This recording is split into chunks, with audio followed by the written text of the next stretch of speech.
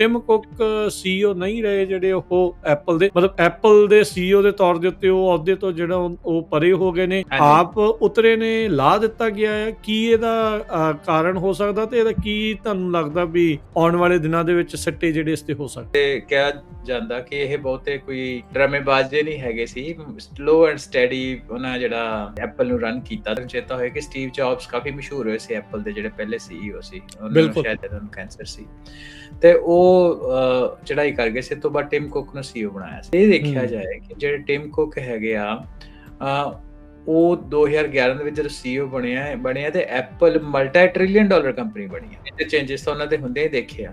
ਤੇ ਉਹਨਾਂ ਕੱਲੇ ਐਪਲ ਨੂੰ ਇੱਕ ਆਈਫੋਨ ਵਾਲੀ ਜਾਂ ਆਈਮੈਕ ਵਾਲੀ ਹਾਰਡਵੇਅਰ ਕੰਪਨੀ ਹੀ ਨਹੀਂ, ਉਹਨਾਂ ਐਪਲ ਨੂੰ ਸਰਵਿਸਿਜ਼ ਸੈਕਟਰ ਵਿੱਚ ਬਹੁਤ ਐਕਸਪੈਂਡ ਕੀਤਾ। ਜਦ ਕੰਟਰੋਵਰਸ਼ੀਅਲ ਵੀ ਉਹਦੇ ਵਿੱਚ ਕੁਝ ਚੀਜ਼ਾਂ ਆ ਰਹੀਆਂ, ਜਿੱਦਾਂ ਮਿਸਾਲ ਦੇ ਤੌਰ ਤੇ ਐਪ ਸਟੋਰ ਦੇ ਵਿੱਚ ਸਾਰੀਆਂ ਤੁਸੀਂ ਐਪਸ ਕਰ ਸਕਦੇ ਹੋ, ਆਈ ਕਲਾਊਡ ਦੇ ਰਾਹੀਂ ਤੁਸੀਂ ਆਪਣੀ ਸਟੋਰੇਜ ਕਰਦੇ ਹੋ। ਉਹਨੇ ਐਪਲ ਨੂੰ ਹਾਰਡਵੇਅਰ ਤੋਂ ਸਰਵਿਸਿਜ਼ ਇੰਡਸਟਰੀ ਵੱਲ ਲੈ ਕੇ ਗਏ। ਨਾਲ ਦੀ ਨਾਲ ਐਪਲ ਦੇ ਕਾਫੀ ਜਿਹੜੇ ਮਸ਼ਹੂਰ 2 ਵੀਅਰੇਬਲਸ ਹੋਏ ਆ, ਜਿਨ੍ਹਾਂ ਵਿੱਚ ਐਪਲ ਵਾਚ ਤੇ ਏਅਰਪੋਡਸ ਕਾਫੀ ਮਸ਼ਹੂਰ ਹੋਏ ਆ, ਤੇ ਉਹਦੇ ਵਿੱਚ ਉਹਨੇ ਸਰਵਿਸਿਜ਼ ਨੂੰ ਆਈਫੋਨ ਤੋਂ ਬਾਅਦ ਐਕਸਟੈਂਡ ਕੀਤਾ ਤੇ ਉਹਨੂੰ ਮੋਰ ਲਾਈਕ ਆਪਰੇਸ਼ਨਸ ਲੀਡਰ ਦੇ ਤੌਰ ਦੇ ਉੱਤੇ ਦੇਖਿਆ ਜਾ ਰਿਹਾ।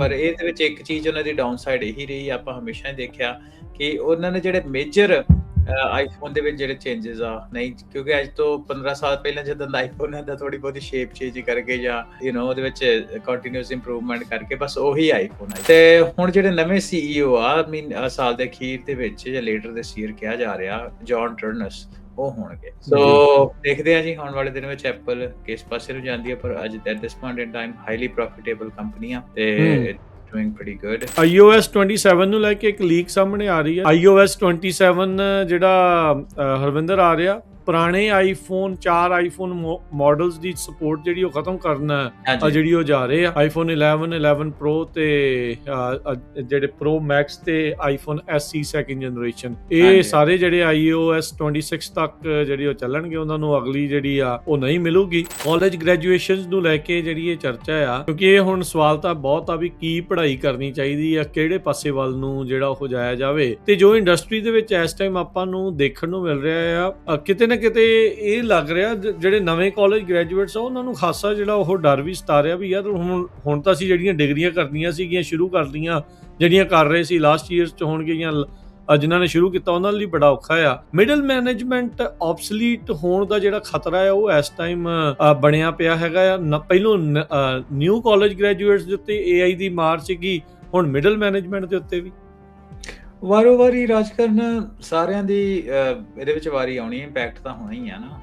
ਆਪਾਂ 3 ਸਾਲ ਪਹਿਲਾਂ ਤੋਂ ਹੀ ਗੱਲ ਕਰਦੇ ਸੀ ਕਿ ਇਹ ਚੇਂਜਸ ਆਉਣਗੀਆਂ, ਕੋਈ ਸਲੋ ਆਉਣਗੀਆਂ, ਕੋਈ ਫਾਸਟ ਆਉਣਗੀਆਂ, ਕਿਉਂਕਿ ਵੇਖੋ 2 ਤਰ੍ਹਾਂ ਦੀ ਜਾਣਕਾਰੀ ਹੈ ਨਾ, ਪ੍ਰਾਇਮਰੀ ਹੁੰਦੀ ਹੈ, ਇੱਕ ਹੁੰਦੀ ਆ ਇਨਫੋਰਮੇਸ਼ਨ ਫਲੋ ਤੇ ਦੂਸਰੀ ਹੋ ਗਈ ਤੁਹਾਡੀ ਕੋਆਰਡੀਨੇਸ਼ਨ। ਕਹਿੰਦਾ ਆਰਟੀਫੀਸ਼ੀਅਲ ਇੰਟੈਲੀਜੈਂਸ ਦੇ ਜ਼ਮਾਨੇ ਦੇ ਵਿੱਚ ਸਾਨੂੰ ਹਿਊਮਨਸ ਦੀ ਲੋੜ ਨਹੀਂ, ਆਰਟੀਫੀਸ਼ੀਅਲ ਇੰਟੈਲੀਜੈਂਸ ਹੀ ਕੋਆਰਡੀਨੇਸ਼ਨ ਕਰ ਸਕਦਾ, ਕਿਉਂਕਿ ਉਹਦੇ ਕੰਮ ਨੂੰ ਟਰੈਕ ਕਰਨ ਦੀ ਸਮਰੱਥਾ ਵੀ ਹੈਗੀ ਆ, ਉਹਨੂੰ ਕੰਟੈਕਸਟ ਦੀ ਕਰਨਾ ਆਉਂਦਾ ਹੈ ਨਾ। ਤੁਸੀਂ ਮਿਸਾਲ ਦੇ ਤੌਰ ਤੇ ਆਰਟੀਫੀਸ਼ੀਅਲ ਇੰਟੈਲੀਜੈਂਸ ਚੈਟ GPT ਵਿੱਚ ਕੋਈ ਤੁਸੀਂ ਚੀਜ਼ ਸਕੈਨ ਕਰਕੇ ਫੋਟੋ ਖਿੱਚ ਕੇ ਉਹਨੂੰ ਜਾਣਕਾਰੀ ਦਿਓ, ਉਹਨੇ ਉਹਦਾ ਕੰਟੈਕਸਟ ਜਿਹੜਾ ਉਹ ਕਾਫੀ ਹੱਦ ਤੱਕ ਸਮਝ ਲਈ। ਤੇ ਡਿਪੈਂਡੈਂਸੀ ਕੀ ਆ ਉਹ ਵੀ ਉਹਨੂੰ ਪਤਾ। ਚੌਥੀ ਚੀਜ਼ ਹੈਗੀ ਆ ਰੀਅਲ ਟਾਈਮ ਪ੍ਰੋਗਰੈਸ ਨੂੰ ਵੀ ਉਹ ਆਰਟੀਫੀਸ਼ੀਅਲ ਇੰਟੈਲੀਜੈਂਸ ਮੈਨੇਜ ਕਰ ਸਕਦੀ ਆ। ਤੇ ਕਹਿੰਦਾ ਕਿ ਦੇਖੋ ਜੇ ਕੰਮ ਨੂੰ ਟਰੈਕ ਕਰ ਸਕਦੀ ਆ, ਕੰਟੈਕਸਟ ਨੂੰ ਸਮਝ ਸਕਦੀ ਆ, ਡਿਪੈਂਡੈਂਸੀ ਨੂੰ ਸਮਝ ਸਕਦੀ ਹੈ ਤੇ ਰੀਅਲ ਟਾਈਮ ਟਰੈਕਿੰਗ ਕਰ ਸਕਦੀ ਆ ਆਰਟੀਫੀਸ਼ੀਅਲ ਇੰਟੈਲੀਜੈਂਸ, ਤੇ ਇਹੀ ਕੰਮ ਤਾਂ ਮਿਡਲ ਲੈਵਲ ਮੈਨੇਜਮੈਂਟ ਕਰਦੀ ਆ। ਤੇ ਸਾਨੂੰ ਮਿਡਲ ਲੈਵਲ ਦੀ ਕੀ ਲੋੜ ਆ? ਪਿਛਲੇ ਤਕਰੀਬਨ 25-30 ਸਾਲ ਤੋਂ ਦੇਖ ਰਹੇ ਕਿ ਹਰ ਇੱਕ ਚੀਜ਼ ਜਿਹੜੀ ਆ ਡਿਜੀਟਲ ਆ, ਕਿਉਂਕਿ ਹਰ ਇੱਕ ਚੀਜ਼ ਤੁਸੀਂ ਕੰਮ ਕਰਨਾ, ਤੁਸੀਂ ਈਮੇਲ ਭੇਜਣੀ, ਤੁਸੀਂ ਡਿਜ਼ਾਈਨ ਦੇਖਣੇ, ਤੁਸੀਂ ਕੋਡਿੰਗ ਕਰਨੀ, ਕੋਈ ਡਿਸੀਜਨ ਮੇਕਿੰਗ ਆ, ਉਹ ਸਾਰੀ ਡਿਜੀਟਲ ਆ ਕੰਪਿਊਟਰ ਦੇ ਉੱਪਰ। ਤੇ ਆਰਟੀਫੀਸ਼ੀਅਲ ਇੰਟੈਲੀਜੈਂਸ ਨੂੰ ਵਰਕ ਕਰਨ ਦੇ ਲਈ ਡਿਜੀਟਲ ਇਨਫੋਰਮੇਸ਼ਨ ਚਾਹੀਦੀ ਆ, ਤੇ ਉਹ ਲਗਾਤਾਰ ਜਿਹੜੀ ਇਨਫੋਰਮੇਸ਼ਨ ਨੂੰ ਇੰਜੈਸਟ ਕਰੀ ਜਾਂਦੀ ਆ ਤੇ ਉਹਨੂੰ ਕੰਪਲੀਟ ਆਪਰੇਸ਼ਨਲ ਪਿਕਚਰ ਉਹਦੇ ਸਾਹਮਣੇ ਆ। ਤੇ ਹੁਣ ਇਹਦੇ ਵਿੱਚ ਗੱਲ ਇਹ ਆ ਵੀ ਹਿਊਮਨਸ ਫਿਰ ਜੇ ਮੈਨੇਜਮੈਂਟ ਦੇ ਵਿੱਚ ਨਹੀਂ ਰਹਿਣਗੇ ਤੇ ਹਿਊਮਨਸ ਕਿੱਥੇ ਰਹਿਣਗੇ ਕਿੱਥੇ, ਹੈਨਾ। ਉਹ ਵੀ ਉਹਨਾਂ ਦਾ ਆਈਡੀਆ ਹੈਗਾ ਕਿ ਜਿਹੜਾ ਮੇਨ ਕੋਰ ਹੈਗਾ ਕੰਪਨੀ ਦਾ ਉਹ ਆਰਟੀਫੀਸ਼ੀਅਲ ਇੰਟੈਲੀਜੈਂਸ ਬੇਸ ਹੋਵੇ। ਜਿਹੜੇ ਲੋਕ ਆ ਉਹਨਾਂ ਦੀ ਫੋਕਸ ਹੋਏਗੀ ਕ੍ਰੀਏਟੀਵਿਟੀ, ਜਜਮੈਂਟ, ਯਾਨੀ ਕਿ ਜਿਹੜਾ ਹਿਊਮਨ ਇਨ ਦ ਲੂਪ ਆਈਡੀਆ ਹੁੰਦਾ, ਜਜਮੈਂਟ ਦੇ ਉੱਤੇ, ਤੇ ਜਿਹੜੇ ਹਾਈ ਸਟੇਕ ਡਿਸੀਜਨ ਹੋਣਗੇ ਵੀ ਹਾਂ ਫਾਈਨਲ ਕੋ ਕਰਨੀ ਕਿ ਨਹੀਂ ਕਰਨੀ। ਤੇ ਉੱਥੇ ਜਿਹੜੇ ਹਿਊਮਨਸ ਆ ਉਹਨੂੰ ਕਹਿੰਦੇ humans will be move to edges, centre and middle and centre ਵਿੱਚ ਨਹੀਂ ਹੋਣਗੇ, ਐਜਸ ਉੱਤੇ ਹੋਣਗੇ। ਪੰਜਾਬੀ ਰੇਡੀਓ USA ਸੁਣ ਰਹੇ ਦੇਖ ਰਹੇ ਸਾਡੇ ਸਾਰੇ ਸਰੋਤਿਆਂ ਤੇ ਦਰਸ਼ਕਾਂ ਨੂੰ ਜੀ ਆਇਆਂ ਨੂੰ। ਸਵਾਗਤ ਹੈ ਸਰੋਤੇ ਪ੍ਰੋਗਰਾਮ ਪੰਜਾਬੀ ਟੈਕ ਟਾਕ। ਮੈਂ ਰਾਜਕਨਵੀਰ ਸਿੰਘ, ਜੁੜ ਚੁੱਕੇ ਨੇ ਮੇਰੇ ਨਾਲ ਇਸ ਟਾਈਮ ਹਰਵਿੰਦਰ ਸਿੰਘ ਕੰਗ। ਹਰਵਿੰਦਰ ਜੀ, ਆਇਆਂ ਨੂੰ ਸਵਾਗਤ ਹੈ। ਸਤਿ ਸ਼੍ਰੀ ਅਕਾਲ ਜੀ। ਸਤਿ ਸ਼੍ਰੀ ਅਕਾਲ ਰਾਜਕਨਵੀਰ ਸਿੰਘ ਤੇ ਪੰਜਾਬੀ ਰੇਡੀਓ ਯੂਐਸਏ ਸੁਣਨ ਵਾਲੇ, ਪੰਜਾਬੀ ਟੀਵੀ ਵੇਖ ਰਹੇ ਸਾਡੇ ਸਾਰੇ ਮਾਣਕ ਸਰੋਤਿਆਂ ਦਾ ਇੱਕ ਵਾਰ ਫੇਰ ਤੋਂ ਨਿੱਘਾ ਜੀ ਆਇਆਂ ਕਹਿੰਦੇ ਆ ਪ੍ਰੋਗਰਾਮ ਪੰਜਾਬੀ ਟੈਕ ਟਾਕ ਦੇ ਵਿੱਚ, ਜਿਹਦੇ ਵਿੱਚ ਅਸੀਂ ਟੈਕਨੋਲੋਜੀ ਦੀ ਗੱਲਾਂ ਬਾਤਾਂ ਕਰਦੇ ਹਾਂ। ਕਿੱਦਾਂ ਦੁਨੀਆ ਚੱਲ ਰਹੀ ਹੈ ਟੈਕਨੋਲੋਜੀ ਦੇ ਸਿਰ ਦੇ ਉੱਤੇ, ਤੇ ਫਿਊਚਰ ਸਾਨੂੰ ਟੈਕਨੋਲੋਜੀ ਵਾਲਾ ਕਿਸ ਤਰ੍ਹਾਂ ਲੱਗਦਾ, ਆਰਟੀਫਿਸ਼ੀਅਲ ਇੰਟੈਲੀਜੈਂਸ ਦੀ ਦੁਨੀਆ 'ਚ ਕੀ ਕੁਝ ਚੱਲ ਰਿਹਾ, ਤੇ ਸਾਡੀ ਰੋਜ਼ਮਰਰਾ ਦੀ ਜ਼ਿੰਦਗੀ ਨੂੰ, ਸਾਡੇ ਬਿਜ਼ਨੈਸਿਸ ਨੂੰ, ਤੇ ਸਭ ਕੁਝ ਨੂੰ ਹੀ ਕਿੱਦਾਂ ਇੰਪੈਕਟ ਹੋਏਗਾ। ਸੋ ਉਹਦੇ ਸੰਬੰਧ ਦੇ ਵਿੱਚ ਅਸੀਂ ਟੈਕਨੋਲੋਜੀ ਦੀਆਂ ਗੱਲਾਂ ਬਾਤਾਂ ਕਰਦੇ ਹਾਂ। ਪ੍ਰੋਗਰਾਮ ਪੰਜਾਬੀ ਟੈਕ ਟਾਕ ਦੇ ਵਿੱਚ ਤੁਹਾਡੀ ਸੇਵਾ ਦੇ ਵਿੱਚ ਤਕਰੀਬਨ 3 ਸਾਲ ਤੋਂ ਇਹ ਪ੍ਰੋਗਰਾਮ ਲੈ ਕੇ ਆ ਰਹੇ ਹਾਂ। ਸੋ ਧੰਨਵਾਦ ਰਾਜਕਨਵੀਰ ਜੀ। ਸੋ ਕਾਫੀ ਚੀਜ਼ਾਂ ਜਿਹੜੀਆਂ ਆ ਉਹ ਬਦਲ ਰਹੀਆਂ ਆ, ਤਬਦੀਲੀਆਂ ਆ ਰਹੀਆਂ ਆ, ਉਹਨਾਂ ਦੇ ਉੱਤੇ ਨਜ਼ਰ ਰੱਖਣ ਦੀ ਕੋਸ਼ਿਸ਼ ਆ। ਓਬਵੀਅਸਲੀ ਹਰ ਇੱਕ ਚੀਜ਼ ਦੇ ਉੱਤੇ ਨਜ਼ਰ ਤਾਂ ਨਹੀਂ ਰੱਖੀ ਜਾ ਸਕਦੀ ਹੁੰਦੀ, ਪਰ ਇੱਕ ਕੋਸ਼ਿਸ਼ ਆਪਾਂ ਆਪਣੇ ਵੱਲੋਂ ਜ਼ਰੂਰ ਤੁਹਾਡੇ ਲਈ ਪੇਸ਼ ਕਰਦੇ ਰਹਿੰਦੇ ਆ। ਪੰਜਾਬੀ ਰੇਡੀਓ ਯੂਐਸਏ ਦੇ ਸਾਰੇ ਨੈਟਵਰਕਸ ਦੇ ਉੱਤੇ, AM FM ਸਟੇਸ਼ਨਸ ਦੇ ਉੱਤੇ ਇਹ ਜਿਹੜਾ ਪ੍ਰੋਗਰਾਮ ਆ ਤੁਸੀਂ ਹਰ ਸੋਮਵਾਰ ਨੂੰ ਦੇਖਦੇ ਹੈਗੇ ਆ ਜੀ। 3 ਤੋਂ 4 ਵਜੇ ਤੱਕ ਸੁਣ ਸਕਦੇ ਹੈਗੇ ਆ। ਅਤੇ ਬਾਕੀ ਸੋਸ਼ਲ ਮੀਡੀਆ ਦੇ ਉੱਤੇ ਜਿੱਦਾਂ ਹੀ ਜਿਹੜਾ ਆ ਉਸ ਨੂੰ ਬਾਅਦ ਦੇ ਵਿੱਚ ਜਿਹੜਾ ਉਹ ਪੋਸਟ ਕਰ ਦਿੱਤਾ ਜਾਂਦਾ, ਤੁਸੀਂ ਉਦੋਂ ਵੀ ਸੋਸ਼ਲ ਮੀਡੀਆ ਦੇ ਉੱਤੇ ਫੇਸਬੁੱਕ, YouTube ਦੇ ਉੱਤੇ ਜਾ ਕੇ ਪੰਜਾਬੀ ਰੇਡੀਓ USA ਦੇ ਅਤੇ ਪੰਜਾਬੀ TV USA ਦੇ ਉੱਤੇ ਇਸ ਨੂੰ ਦੇਖ ਸੁਣ ਸਕਦੇ ਹੈਗੇ ਆ। ਹਰਵਿੰਦਰ, AI ਨੂੰ ਲੈ ਕੇ ਅਕਸਰ ਆਪਾਂ ਗੱਲ ਕਰਦੇ ਹਾਂ। ਜਦੋਂ ਤੋਂ ਸ਼ੁਰੂ ਕੀਤਾ ਆ, ਮੁੱਖ ਤੌਰ ਦੇ ਉੱਤੇ AI ਦੇ ਉੱਤੇ ਆਪਣਾ ਜਿਹੜਾ ਫੋਕਸ ਆ ਉਹ ਰਿਹਾ ਆ। ਨਵੀਆਂ ਚਰਚਾਵਾਂ ਜਿਹੜੀਆਂ ਉਹ ਚੱਲ ਰਹੀਆਂ ਆ, ਅਤੇ ਸਭ ਤੋਂ ਪਹਿਲਾਂ ਤਾਂ ਆਪਾਂ ਜਿਹੜੀ ਗੱਲ ਕਰ ਲਈਏ, ਮੈਨੂੰ ਲੱਗਦਾ ਟੈਕਨੋਲੋਜੀ ਦੀ ਦੁਨੀਆ ਦੇ ਲਈ ਨਿਊਜ਼ ਤੋਂ ਅੱਜ ਦਾ ਪ੍ਰੋਗਰਾਮ ਇੱਕ ਸ਼ੁਰੂ ਕਰ ਲੈਂਦੇ ਹਾਂ। ਟਿਮ ਕੁੱਕ CEO ਨਹੀਂ ਰਹੇ ਜਿਹੜੇ ਉਹ ਐਪਲ ਦੇ, ਮਤਲਬ ਐਪਲ ਦੇ CEO ਦੇ ਤੌਰ ਦੇ ਉੱਤੇ ਉਹ ਅਹੁਦੇ ਤੋਂ ਜਿਹੜਾ ਉਹ ਪਰੇ ਹੋ ਗਏ ਨੇ, ਆਪ ਉਤਰੇ ਨੇ, ਲਾ ਦਿੱਤਾ ਗਿਆ ਹੈ। ਕੀ ਇਹਦਾ ਕਾਰਨ ਹੋ ਸਕਦਾ, ਅਤੇ ਇਹਦਾ ਕੀ ਤੁਹਾਨੂੰ ਲੱਗਦਾ ਵੀ ਆਉਣ ਵਾਲੇ ਦਿਨਾਂ ਦੇ ਵਿੱਚ ਸਿੱਟੇ ਜਿਹੜੇ ਇਸ 'ਤੇ ਹੋ ਸਕਦੇ? ਸੋ ਰਾਜਕਰ ਨੇ ਜਦੋਂ ਨੇ ਕੰਪਨੀਜ਼, ਐਡੀਆਂ ਵੱਡੀਆਂ ਕੰਪਨੀਜ਼ ਦੀ ਗੱਲਬਾਤ ਹੁੰਦੀ ਹੈ, ਅੰਦਰ ਉਹਦੇ ਕੀ ਚੱਲ ਰਿਹਾ ਉਹਦੀਆਂ ਕਿਆਸ ਰਾਹੀਆਂ ਹੀ ਲਾਈ ਜਾ ਸਕਦੀਆਂ। ਐਕਚੁਅਲ ਦੇ ਵਿੱਚ ਗੱਲ ਕੀ ਆ ਉਹ ਮੈਨੂੰ ਨਹੀਂ ਲੱਗਦਾ ਆਮ ਹੈ ਨਾ ਬਾਹਰ ਹੁੰਦੀ ਆ। ਉਹ ਥੋੜੇ ਜਿਹੇ ਸਰਕਲਸ ਦੇ ਵਿੱਚ ਹੀ ਗੱਲ ਰਹਿ ਜਾਂਦੀ ਆ ਕਿ ਕਿਉਂ ਹੋਇਆ। ਪਰ ਹੈ ਨਾ, ਤੁਸੀਂ ਆਉਣ ਵਾਲੇ ਦਿਨਾਂ ਦੇ ਵਿੱਚ ਮੀਡੀਆ ਵਿੱਚ ਦੇਖੋਗੇ ਵੱਖ-ਵੱਖ ਕਿਆਸ ਰਾਹੀਆਂ ਦੇਖੀਆਂ ਜਾਣਗੀਆਂ ਤੁਹਾਨੂੰ। ਪਰ ਉਹਦੇ ਵਿੱਚ ਇੱਕ ਚੀਜ਼ ਇਹ ਆ ਕਿ ਮੈਂ ਜੋ ਨਿਊਜ਼ ਸੁਣੀ ਕਿ ਟਿਮ ਕੁੱਕ ਪਿਛਲੇ ਤਕਰੀਬਨ 3 ਸਾਲਾਂ ਤੋਂ ਇਹ ਰੌਲਾ ਪੈਂਦਾ ਪਿਆ ਕਿ ਨਵੇਂ ਜਿਹੜੇ CEO ਐਪਲ ਦੇ ਹੋਣੇ ਚਾਹੀਦੇ ਆ। ਦੇਖੋ, ਟਿਮ ਕੁੱਕ ਦੇ ਬਾਰੇ ਕਿਹਾ ਜਾਂਦਾ ਕਿ ਇਹ ਬਹੁਤੇ ਕੋਈ ਕੋਈ ਬਾਲੇ ਡਰਾਮੇਬਾਜ਼ ਜਿਹੇ ਨਹੀਂ ਹੈਗੇ ਸੀ। ਸਲੋ ਐਂਡ ਸਟੈਡੀ ਉਹਨਾਂ ਜਿਹੜਾ ਐਪਲ ਨੂੰ ਰਨ ਕੀਤਾ। 2000 ਤੈਨੂੰ ਚੇਤਾ ਹੋਇਆ ਕਿ ਸਟੀਵ ਜੌਬਸ ਕਾਫੀ ਮਸ਼ਹੂਰ ਹੋਏ ਸੀ ਐਪਲ ਦੇ ਜਿਹੜੇ ਪਹਿਲੇ CEO ਸੀ। ਉਹਨਾਂ ਨੂੰ ਸ਼ਾਇਦ ਸਿਹਤ ਦੀ ਬਿਮਾਰੀ ਸੀ, ਸਿਹਤ ਕਰਕੇ ਸ਼ਾਇਦ ਉਹਨੂੰ ਕੈਂਸਰ ਸੀ, ਤੇ ਉਹ ਚੜ੍ਹਾਈ ਕਰ ਗਏ ਸੀ। ਤੋਂ ਬਾਅਦ ਟਿਮ ਕੁੱਕ ਨੂੰ CEO ਬਣਾਇਆ ਸੀ। ਤੇ ਇਹ ਦੇਖਿਆ ਜਾਏ ਕਿ ਜਿਹੜੇ ਟਿਮ ਕੁੱਕ ਹੈਗੇ ਆ, ਉਹ 2011 ਦੇ ਵਿੱਚ ਜਦੋਂ CEO ਬਣਿਆ ਤੇ Apple multi trillion dollar company ਬਣੀ ਆ। ਉਹ ਤੋਂ ਬਾਅਦ ਚੇਂਜਸ ਤਾਂ ਉਹਨਾਂ ਦੇ ਹੁੰਦੇ ਹੀ ਦੇਖੇ ਆ। ਤੇ ਉਹਨਾਂ ਇਕੱਲੇ ਐਪਲ ਨੂੰ ਇੱਕ ਆਈਫੋਨ ਵਾਲੀ ਜਾਂ ਆਈਮੈਕ ਵਾਲੀ ਹਾਰਡਵੇਅਰ ਕੰਪਨੀ ਹੀ ਨਹੀਂ, ਉਹਨਾਂ ਐਪਲ ਨੂੰ ਸਰਵਿਸਿਜ਼ ਸੈਕਟਰ ਵਿੱਚ ਬਹੁਤ ਐਕਸਪੈਂਡ ਕੀਤਾ। ਜਦ ਕੰਟਰੋਵਰਸ਼ੀਅਲ ਵੀ ਉਹਦੇ ਵਿੱਚ ਕੁਝ ਚੀਜ਼ਾਂ ਆ ਰਹੀਆਂ, ਜਿੱਦਾਂ ਮਿਸਾਲ ਦੇ ਤੌਰ ਤੇ ਐਪ ਸਟੋਰ ਹੈ ਨਾ। ਐਪ ਸਟੋਰ ਦੇ ਵਿੱਚ ਸਾਰੀਆਂ ਤੁਸੀਂ ਐਪਸ ਕਰ ਸਕਦੇ ਹੋ, iCloud ਦੇ ਰਾਹੀਂ ਤੁਸੀਂ ਆਪਣੀ ਸਟੋਰੇਜ ਕਰਦੇ ਹੋ। ਉਹਨੇ ਐਪਲ ਨੂੰ ਹਾਰਡਵੇਅਰ ਤੋਂ ਸਰਵਿਸਿਜ਼ ਇੰਡਸਟਰੀ ਵੱਲ ਲੈ ਕੇ ਗਏ ਆ।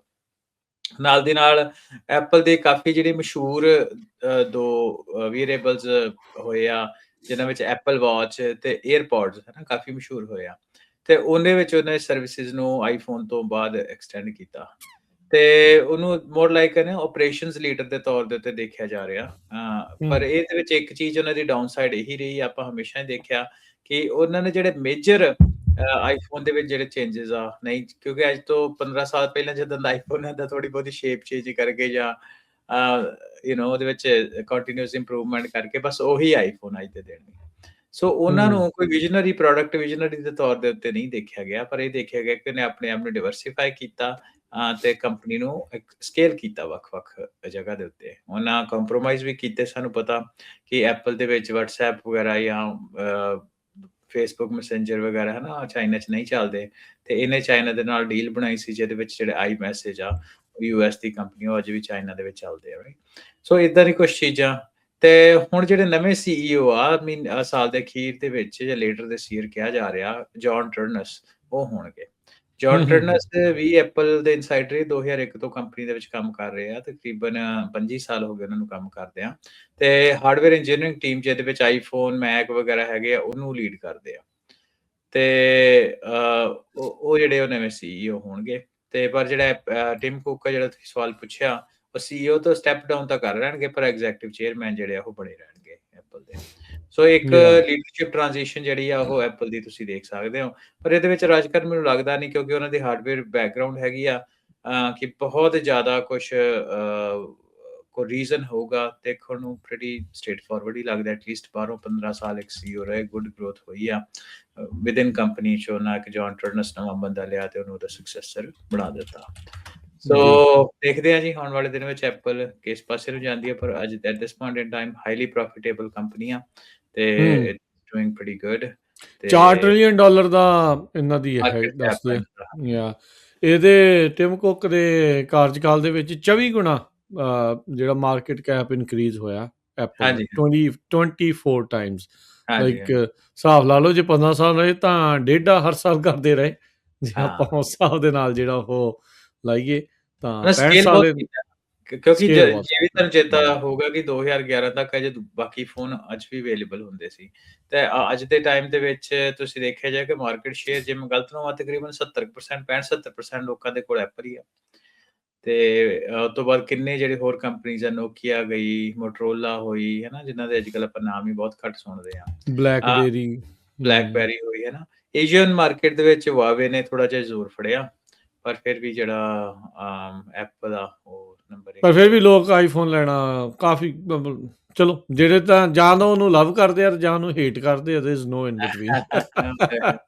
ਜਿਹੜਾ ਐਪਲ ਦੇ ਜਿਹੜੇ ਉਹ ਸਾਰੇ ਐਪਲ ਦੇ এনवायरमेंट ਹੀ ਇਦਾਂ ਦਾ ਹਰਵਿੰਦਰ, ਜਿਹੜਾ ਉਹ ਕੀਤਾ ਆ।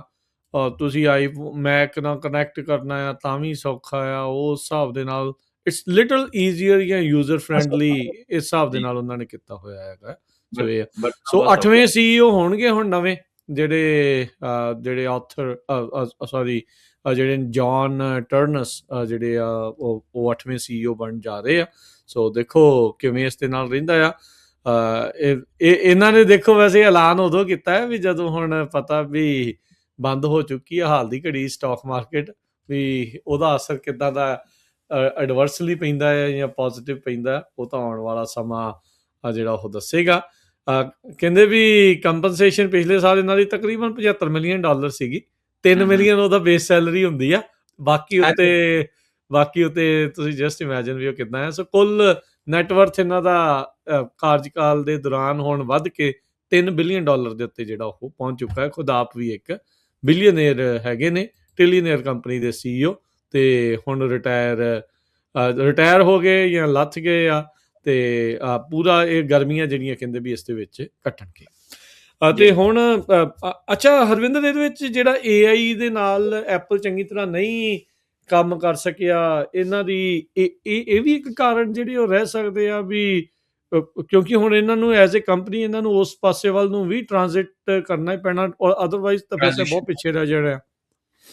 ਸੋ ਰਾਜਕਰਨ, ਇਹਦੀ ਸਟ੍ਰੈਟਜੀ ਜਿਹੜੀ ਆ ਉਹ ਠੀਕ ਆ, ਤੁਹਾਡੀ ਗੱਲ ਵੀ ਇਹਨਾਂ ਕੋਲ ਪੈਸਾ ਹੈਗਾ ਸੀ ਕਾਫੀ, ਜੇ ਇਹਨਾਂ ਪਿਵਟ ਕਰਨਾ ਹੁੰਦਾ, ਪਰ ਬਾਈ ਦ ਐਂਡ ਆਫ ਦ ਡੇ ਬਾਰ-ਬਾਰ ਅਸੀਂ ਦੇਖਿਆ ਕਿ ਆਪਣੇ ਨੂੰ ਹਾਰਡਵੇਅਰ ਕੰਪਨੀ ਦੇ ਤੌਰ ਤੇ ਹੀ ਇਹਨਾਂ ਦੇਖਿਆ ਐਪਲ ਨੇ, ਤੇ ਉਹਦੇ ਵਿੱਚ ਹੀ ਇਹਨਾਂ ਸਕਸੈਸ ਰੱਖੀ ਆ। ਕਈ ਵਾਰ ਨਾ ਕੰਪਨੀਜ਼ ਦਾ ਜਿਹੜਾ ਮੋਟਿਵ ਹੁੰਦਾ, ਆਪਣੇ ਆਪ ਨੂੰ ਬਹੁਤ ਐਕਸਪੈਂਡ ਨਹੀਂ ਕਰਦੇ। ਉਹ ਕਹਿੰਦੇ ਆ ਕਿ ਠੀਕ ਆ ਭਾਈ, ਆਪਾਂ ਨਾ ਜਿਸ ਤਰ੍ਹਾਂ ਹੈਗੇ, ਜਿਹੜਾ ਸਾਡਾ ਕੋਰ ਫੋਕਸ ਆ ਉਹਦੇ ਤੇ ਸਾਰੀ ਗੱਲ ਰੱਖਣੀ ਆ, ਤੇ ਨਾਲ ਦੀ ਨਾਲ ਆਪਾਂ ਕੀ ਕਰਨਾ ਕਿ ਜੋ ਆਪਾਂ ਦਾ ਇਨਫਰਾਸਟ੍ਰਕਚਰ ਐਗਜ਼ਿਸਟ ਕਰਦਾ, ਜਿਹਦੇ ਉੱਤੇ ਜਿਹਦੇ ਅਸੀਂ ਸਬਜੈਕਟ ਮੈਟਰ ਐਕਸਪਰਟ ਆ, ਜਿਹਦੇ ਤੋਂ ਅਸੀਂ ਬਾਹਰ ਨਾ ਜਾਈਏ, ਸਟ੍ਰੈਚ ਆਊਟ ਆਪਣੇ ਆਪ ਨੂੰ ਨਾ ਕਰੀਏ, ਤੇ ਆਪਾਂ ਫਾਇਦੇ 'ਚ ਰਵਾਂਗੇ। ਸੋ ਦੋਨੋਂ ਪਾਸੇ ਦੀ ਗੱਲ। ਕਈ ਵਾਰ ਜਿੱਦਾਂ ਇੰਟੈਲ ਨੇ ਤੇ ਇੱਕ ਬਹੁਤ ਵੱਡੀ ਗਲਤੀ ਕੀਤੀ ਇਸ ਚੀਜ਼ ਨੂੰ ਲੈ ਕੇ, ਵੀ ਉਹ ਪ੍ਰੋਸੈਸਿੰਗ ਦੇ ਵਿੱਚ ਉਹਨਾਂ ਦਾ ਕਿੰਗ ਸੀ, ਨੰਬਰ 1 ਕੰਪਨੀ ਸੀ ਕਿਸੇ ਟਾਈਮ ਦੇ ਉੱਤੇ, ਤੇ ਉਹਨਾਂ ਪਿਵਟ ਨਹੀਂ ਕੀਤਾ ਟੂ ਫੋਨ, ਆਪਣੇ ਆਪ ਨੂੰ ਪ੍ਰੋਸੈਸਰ ਪੀਸੀ ਪ੍ਰੋਸੈਸਰ ਉੱਤੇ ਜ਼ਿਆਦਾ ਫੋਕਸ ਰੱਖਿਆ।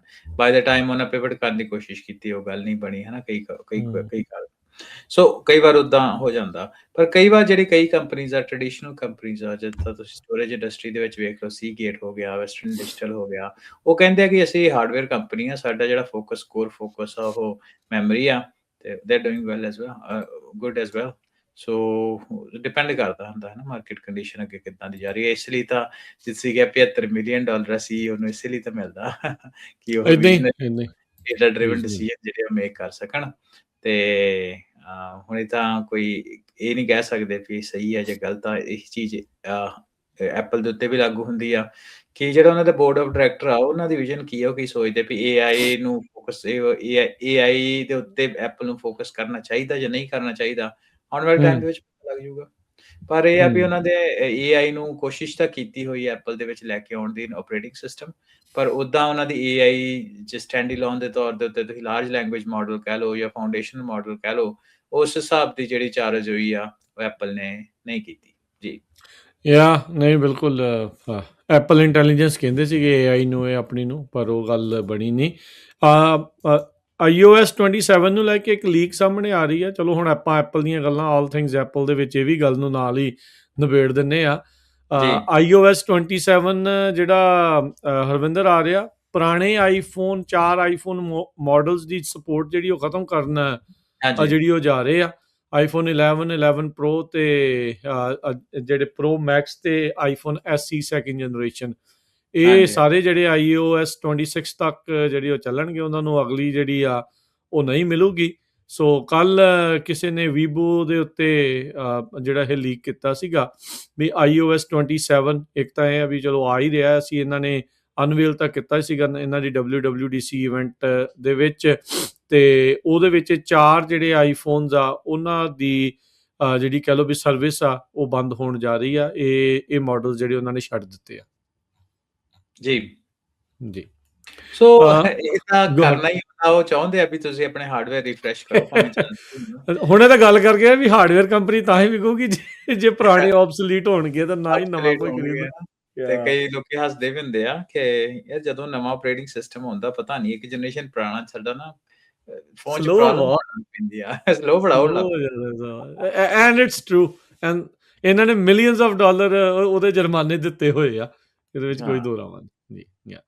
ਅੱਛਾ, ਅਗਲੀ ਹਰਵਿੰਦਰ ਆਪਾਂ AI ਨੂੰ ਲੈ ਕੇ ਹੀ ਗੱਲ ਜਿਹੜੀ ਕਰਦੇ ਆ।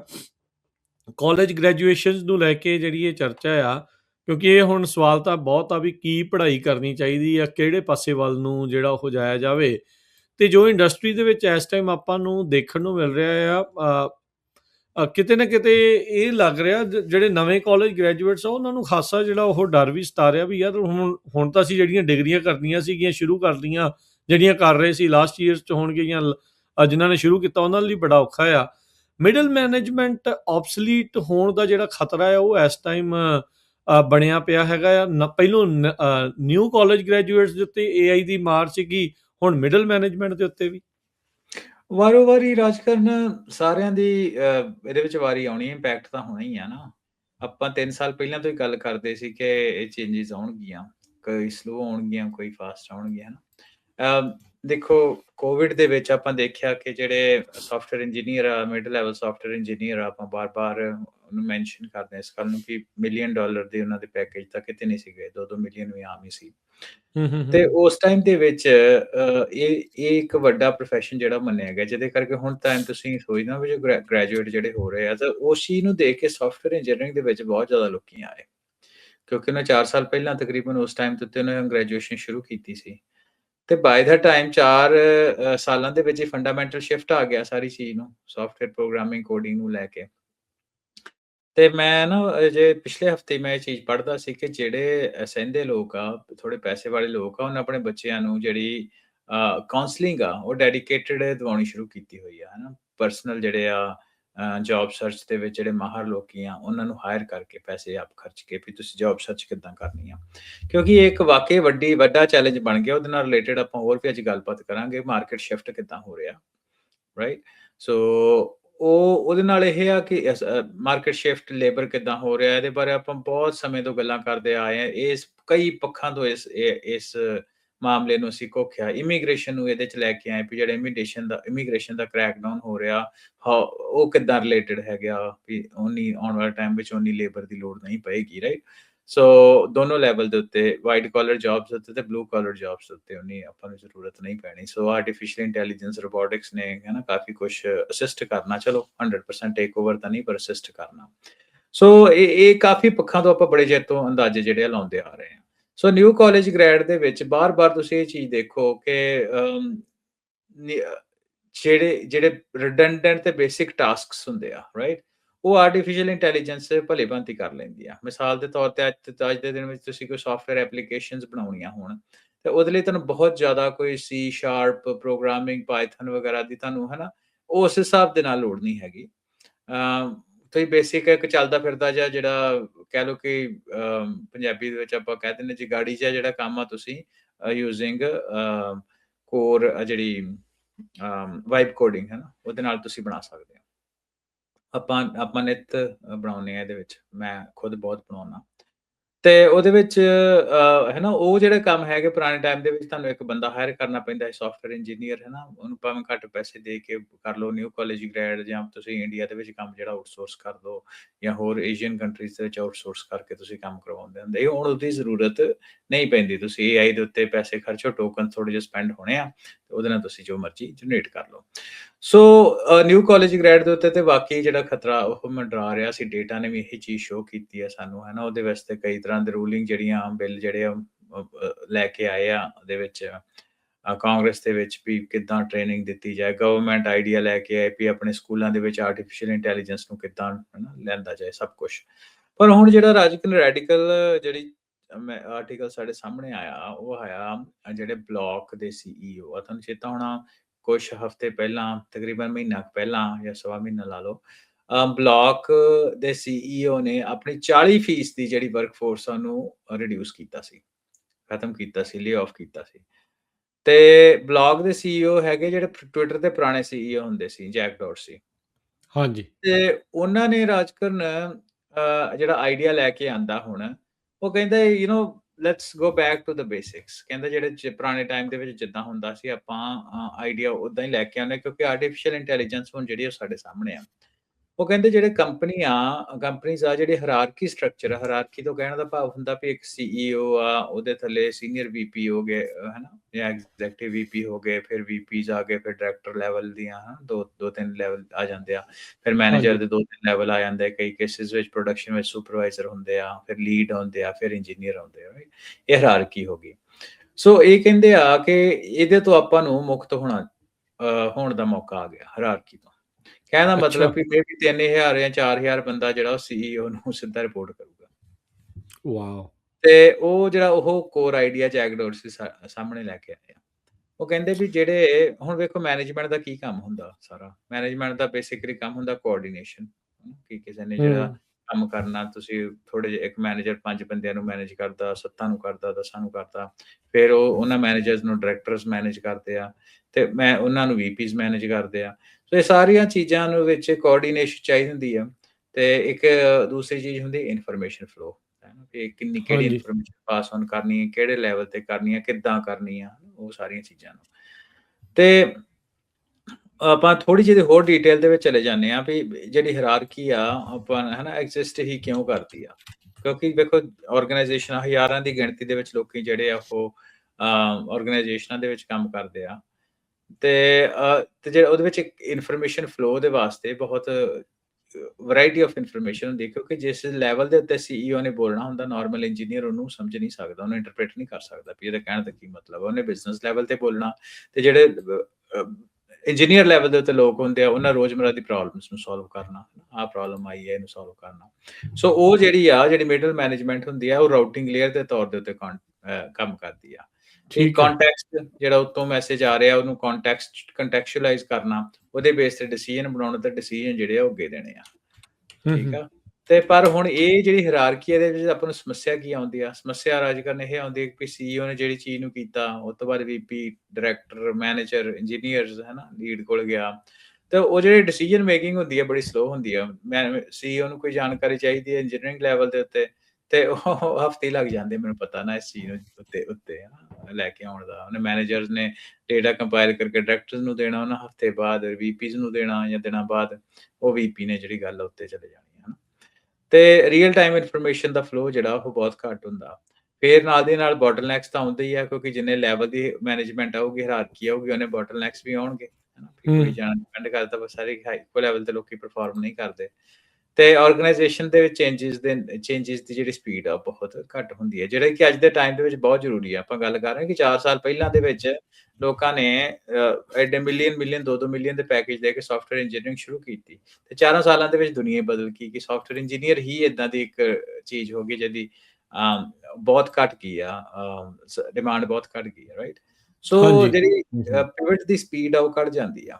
ਤਾਂ ਫਿਰ ਇਹ ਸਾਰੀ ਸਮੱਸਿਆ ਨੂੰ ਹੱਲ ਕਰਨ ਦਾ ਜਿਹੜਾ ਬਲਾਕ ਆ, ਉਹਨੇ ਕੀ ਪ੍ਰਪੋਜ਼ਲ ਕੀਤਾ, ਕਹਿੰਦਾ ਜਿਹੜੇ ਆਰਟੀਫਿਸ਼ੀਅਲ ਇੰਟੈਲੀਜੈਂਸ ਆ, ਕਿਉਂਕਿ ਵੇਖੋ 2 ਤਰ੍ਹਾਂ ਦੀ ਜਾਣਕਾਰੀ ਹੈ ਨਾ, ਪ੍ਰਾਇਮਰੀ ਹੁੰਦੀ ਹੈ, ਇੱਕ ਹੁੰਦੀ ਆ ਇਨਫੋਰਮੇਸ਼ਨ ਫਲੋ ਤੇ ਦੂਸਰੀ ਹੋ ਗਈ ਤੁਹਾਡੀ ਕੋਆਰਡੀਨੇਸ਼ਨ। ਕਹਿੰਦਾ ਆਰਟੀਫਿਸ਼ੀਅਲ ਇੰਟੈਲੀਜੈਂਸ ਦੇ ਜ਼ਮਾਨੇ ਦੇ ਵਿੱਚ ਸਾਨੂੰ ਹਿਊਮਨਸ ਦੀ ਲੋੜ ਨਹੀਂ, ਆਰਟੀਫਿਸ਼ੀਅਲ ਇੰਟੈਲੀਜੈਂਸ ਹੀ ਕੋਆਰਡੀਨੇਸ਼ਨ ਕਰ ਸਕਦੀ ਆ। ਉਹ ਕਿਉਂ? ਕਿਉਂਕਿ ਉਹਦੇ ਕੰਮ ਨੂੰ ਟਰੈਕ ਕਰਨ ਦੀ ਸਮਰੱਥਾ ਵੀ ਹੈਗੀ ਆ, ਉਹਨੂੰ ਕੰਟੈਕਸਟ ਦੀ ਵੀ ਕਰਨਾ ਆਉਂਦਾ ਹੈ ਨਾ। ਤੁਸੀਂ ਮਿਸਾਲ ਦੇ ਤੌਰ ਦੇ ਉੱਤੇ ਆਰਟੀਫਿਸ਼ੀਅਲ ਇੰਟੈਲੀਜੈਂਸ ਚੈਟ ਜੀਪੀਟੀ ਵਿੱਚ ਕੋਈ ਤੁਸੀਂ ਚੀਜ਼ ਸਕੈਨ ਕਰਕੇ ਫੋਟੋ ਖਿੱਚ ਕੇ ਉਹਨੂੰ ਜਾਣਕਾਰੀ ਦਿਓ, ਉਹਨੇ ਉਹਦਾ ਕੰਟੈਕਸਟ ਜਿਹੜਾ ਉਹ ਕਾਫੀ ਹੱਦ ਤੱਕ ਸਮਝ ਲੈਂਦਾ। ਤੇ ਡਿਪੈਂਡੈਂਸੀ ਕੀ ਆ ਉਹ ਵੀ ਉਹਨੂੰ ਪਤਾ, ਰਾਈਟ। ਵੀ ਮੰਨ ਲਓ ਵੀ 20 ਬੰਦੇ ਆ, 50 ਬੰਦੇ ਆ, ਕਸਟਮਰ ਰਿਕੁਆਇਰਮੈਂਟ ਇਹ ਆ। ਤੇ ਤੀਸਰੀ ਚੀਜ਼, ਚੌਥੀ ਚੀਜ਼ ਹੈਗੀ ਆ ਰੀਅਲ ਟਾਈਮ ਪ੍ਰੋਗਰੈਸ ਨੂੰ ਵੀ ਉਹ ਆਰਟੀਫਿਸ਼ੀਅਲ ਇੰਟੈਲੀਜੈਂਸ ਮੈਨੇਜ ਕਰ ਸਕਦੀ ਆ। ਤੇ ਕਹਿੰਦਾ ਕਿ ਦੇਖੋ ਜੇ ਕੰਮ ਨੂੰ ਟਰੈਕ ਕਰ ਸਕਦੀ ਆ, ਕੰਟੈਕਸਟ ਨੂੰ ਸਮਝ ਸਕਦੀ ਆ, ਡਿਪੈਂਡੈਂਸੀ ਨੂੰ ਸਮਝ ਸਕਦੀ ਹੈ, ਤੇ ਰੀਅਲ ਟਾਈਮ ਟਰੈਕਿੰਗ ਕਰ ਸਕਦੀ ਆ ਆਰਟੀਫਿਸ਼ੀਅਲ ਇੰਟੈਲੀਜੈਂਸ, ਤੇ ਇਹੀ ਕੰਮ ਤਾਂ ਮਿਡਲ ਲੈਵਲ ਮੈਨੇਜਮੈਂਟ ਕਰਦੀ ਹੈ। ਤੇ ਸਾਨੂੰ ਸਹੀ ਮਿਡਲ ਗੱਲ। ਲੈਵਲ ਮੈਨੇਜਮੈਂਟ ਦੀ ਕੀ ਲੋੜ ਆ?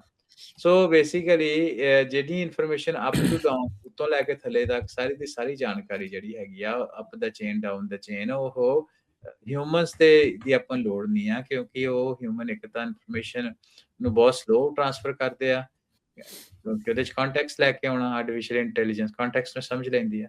ਸੋ ਇਹਦੇ ਨਾਲ ਕੋਆਰਡੀਨੇਸ਼ਨ ਨੂੰ ਆਰਟੀਫਿਸ਼ੀਅਲ ਇੰਟੈਲੀਜੈਂਸ ਰਿਪਲੇਸ ਕਰ ਲੈਂਦੀ ਜਾਂ ਕਰਨ ਦੀ ਸਮਰੱਥਾ ਰੱਖਦੀ ਆ। ਤੇ ਪਰ ਹੁਣ ਫਿਰ ਕੀ ਇਹ ਇੱਕ ਹਾਂਜੀ। ਵਾਇਬਲ ਮੈਥਡ ਹੈਗਾ, ਸੀਈਓ ਇੰਨੇ ਬੰਦੇ ਨੂੰ ਇਕੱਠਿਆਂ ਦੇਖ ਸਕੇ, ਲਾਈਕ ਉਹਦੇ ਤੱਕ ਸਿੱਧੀ ਇੰਨੀ ਜਿਹੜੀ ਪਹੁੰਚ? ਸੁਣਨ ਨੂੰ ਤੇ ਚਲੋ ਮੇਬੀ ਚੰਗਾ ਲੱਗਦਾ ਹੋਊਗਾ, ਬਟ ਕੀ ਇਹ ਵਾਕਿਆ ਹੀ ਰੀਅਲਿਸਟਿਕ ਮਾਡਲ ਹੈ? ਇਹ ਤਾਂ ਰਾਜਕਰਨ ਸਮਾਂ ਦੱਸੂਗਾ, ਤੇ ਪ੍ਰਪੋਜ਼ਲ ਆ ਨਾ।